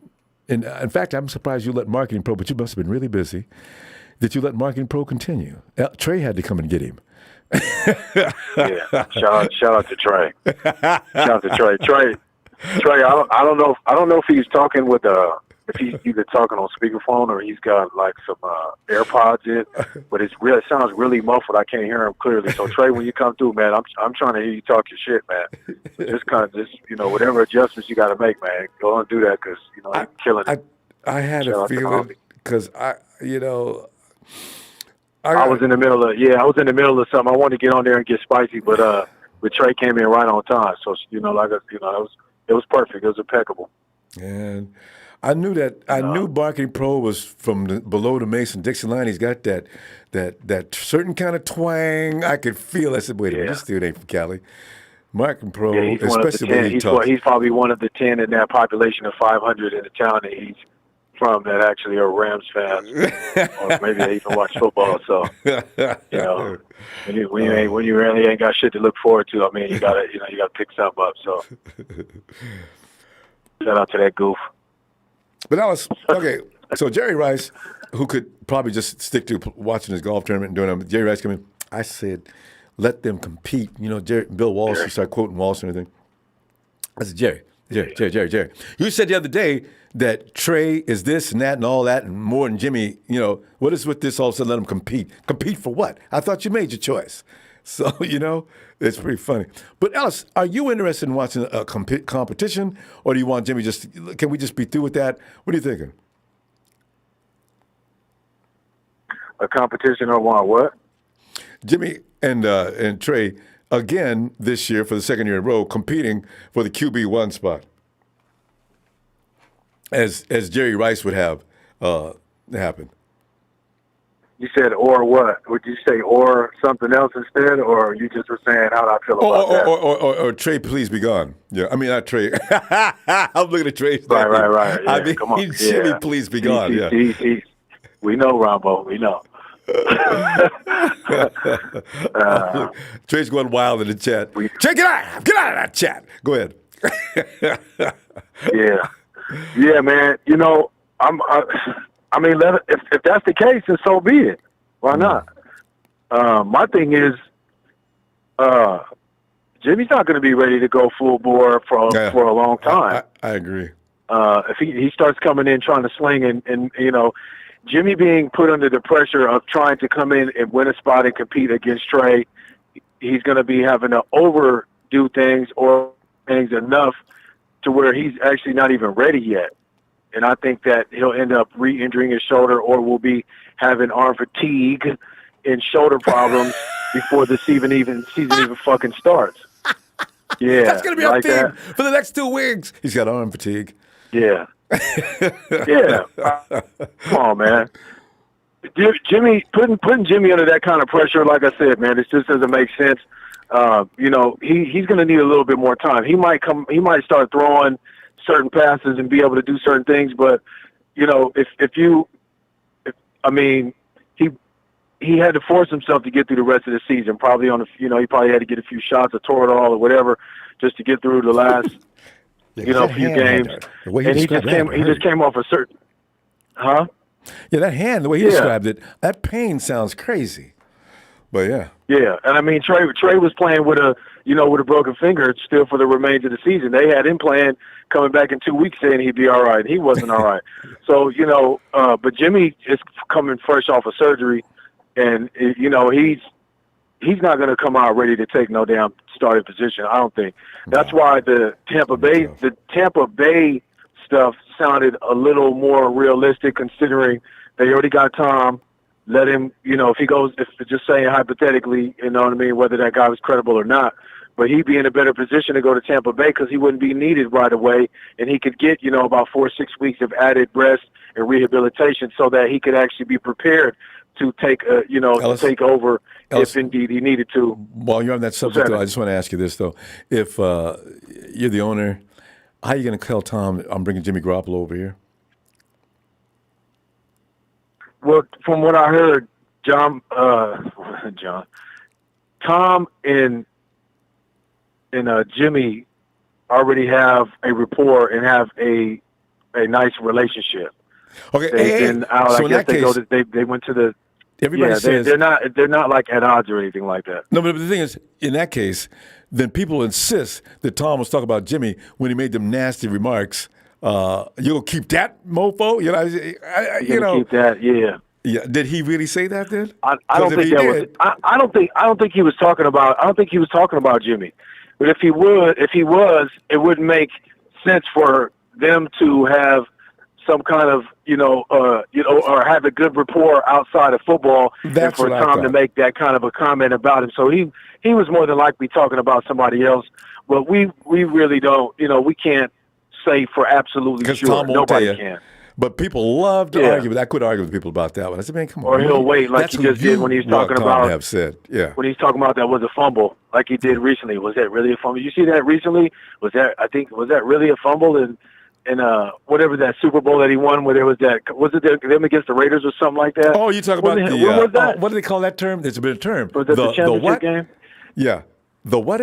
It's got a name. Yeah, Tom Brady said something. I had like a little commercial where he said something about it. And Tom says, was that really a fumble? Was it really a fumble? Or Brady kills fumble, Brady's hilarious. The dude's got a sense of humor and a personality I didn't know about. It was suppressed when he was with the Patriots. But, man, Brady's hilarious. Yeah, he's going to make a lot of money after football. He can make a lot of money. They'll pay him to stick around in some facet, you know what I mean, whether it's, analysis and, or, of course, analysis, commentary, whatever. They'll give him his own show, his own platform. He could probably start his own network or something, and talk football. But anyway, yeah, man, I honestly feel like it would be bad for Jimmy if it was a competition between him and Trey, because Trey's more ready than Jimmy is. Jimmy being thrown out there, the only thing he would have to look forward to is being familiar with the offense, the team, and all of that. So it would just be kind of like, picking up where you left off. But like I said, overexertion, having to, throw and do all of that stuff, and just the pressure of it all. I mean, anything could happen. He could tweak and mess up, that shoulder, that healing shoulder, and stuff like that. And I mean, then how much longer is he going to be out? Then there is no competition whatsoever. So I just don't think that makes sense. Jimmy's going to need to go somewhere where he can kind of sit out for a little bit and kind of repair. He could sit out for a whole season. Honestly, he could sit out for a whole season and completely repair. He made plenty of money. I mean, he's not in a dire position where he has to play football next year. He could be a kept man. You know what I mean? So that's for somewhere. Yeah. So, but I mean, that's Jimmy. If the 49ers cut him, that would probably be the best thing for him. But the thing, what we don't want him and Pete Carroll getting together. I got a feeling they would go after him. At first, I said, no way. They don't have any money to pay no $26 million, but that's not a trade. That's just Jimmy coming in and said, I don't need any money. Like, you know what? Give me 15. You got that? I'll play. Yeah, well, and Pete Carroll would have a field day because every year he's trying to pick up some Niners or a Niner, player after every season, just so he can get updates on the playbook and shit like that. And Jimmy would be able to have it. He's not for slick. Yeah, perfect. Oh, man, him and Jimmy go out to dinner, never would come back. Jimmy, let me ask you a question. You know that game that, you pulled that off and knocked us into the wild card? Was that a touchdown? Yeah. I mean, was that pass interference on Fred Warner? And Jimmy's probably, God, it's, God. And they'd be together talking forever. They'd bond like we'd never believe. God, I don't want that. Yeah, that's not something that I would look forward to. No. Not Seattle. I wouldn't give a shit what other team he was on. Any team. Any better than NFC Seattle. West. Well, he's not going to play. The Cardinals and Rams got their quarterback. Not so much in Seattle, so you don't have to worry about the other teams. I want him on the East Coast somewhere. I don't want, let's, you know what, guys, don't get Jimmy all inspired and give him an offense that he likes. And I'm pretty sure that's what's going to happen to the next team he's on. Because Belichick already said he wouldn't have used Jimmy like Kyle did. So, we'll see. Yeah. Anyway. Yeah, I just, anything but the Hawks, man. I know. Well, hey, Ronbo, hold on 1 second. Can I give Alice his flowers real quick? Can y'all hear me? No, you cannot. There we go. There we go. Go ahead, Trey. Can you hear me? What's up with Can you hear me? We Because can you hear said you couldn't hear me. hear you more when we need to. Yeah, it was muffled earlier. Trez! Yeah, No, you was muffled earlier, champ. Trez, come OG, and so I get just Trey. wanted to- Oh, my I goodness. know, right? So look, you're an OG, and I appreciate you coming through, always bringing the heat, and thank you for the correction. But I just wanted to say, Alice has been one of the most consistent callers over the last 4 or 5 years in this program. Nobody Yes. shows him the Honestly, love that he deserves. I got no. You're right. And when Ellis He doesn't call, I'm a little always concerned. bringing the heat, yeah. All right, man. I'm out of here, man. We had a great show tonight, Ronbo. You kept me up to 3 o'clock in the morning on the East Coast. You know you enjoyed it in talking trash. Everybody. It's been a lot of fun, man. Trash, don't let him get away with it. Trash, get him off me when he does that. I've been trying to tag team you, and you be ignoring me. Hey, shout out Trey, man. Much love, man. Always love, man. Peace. All right, guys. Love you both. I got to go. I mean, we'll see you guys Sunday, Trey. Come on back Sunday, Trey. I'm going to try to get it earlier so I can keep you up all night. All right, guys. Peace and love, brother Ronbo. Make sure, Shout out to the squad. Make sure y'all hit that like, subscribe. You know, man. Wipe your feet. It's Niner for Life. Shout out to the whole, the faithful and all of that. Marketing Pro. Shout out to you for representing that what is it? I know what you're trying to say. That town with the population of 300.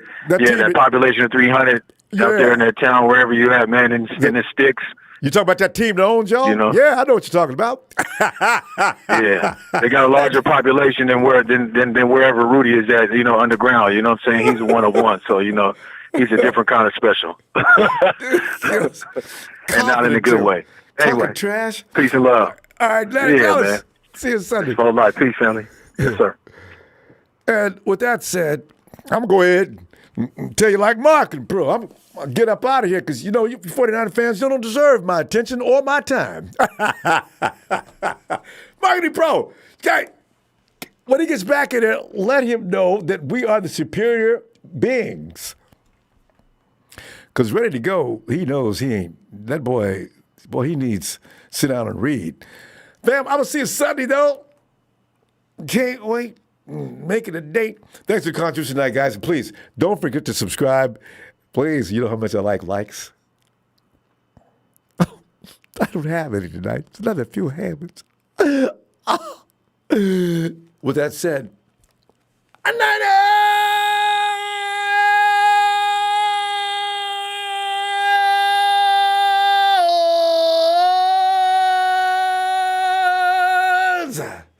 Whew.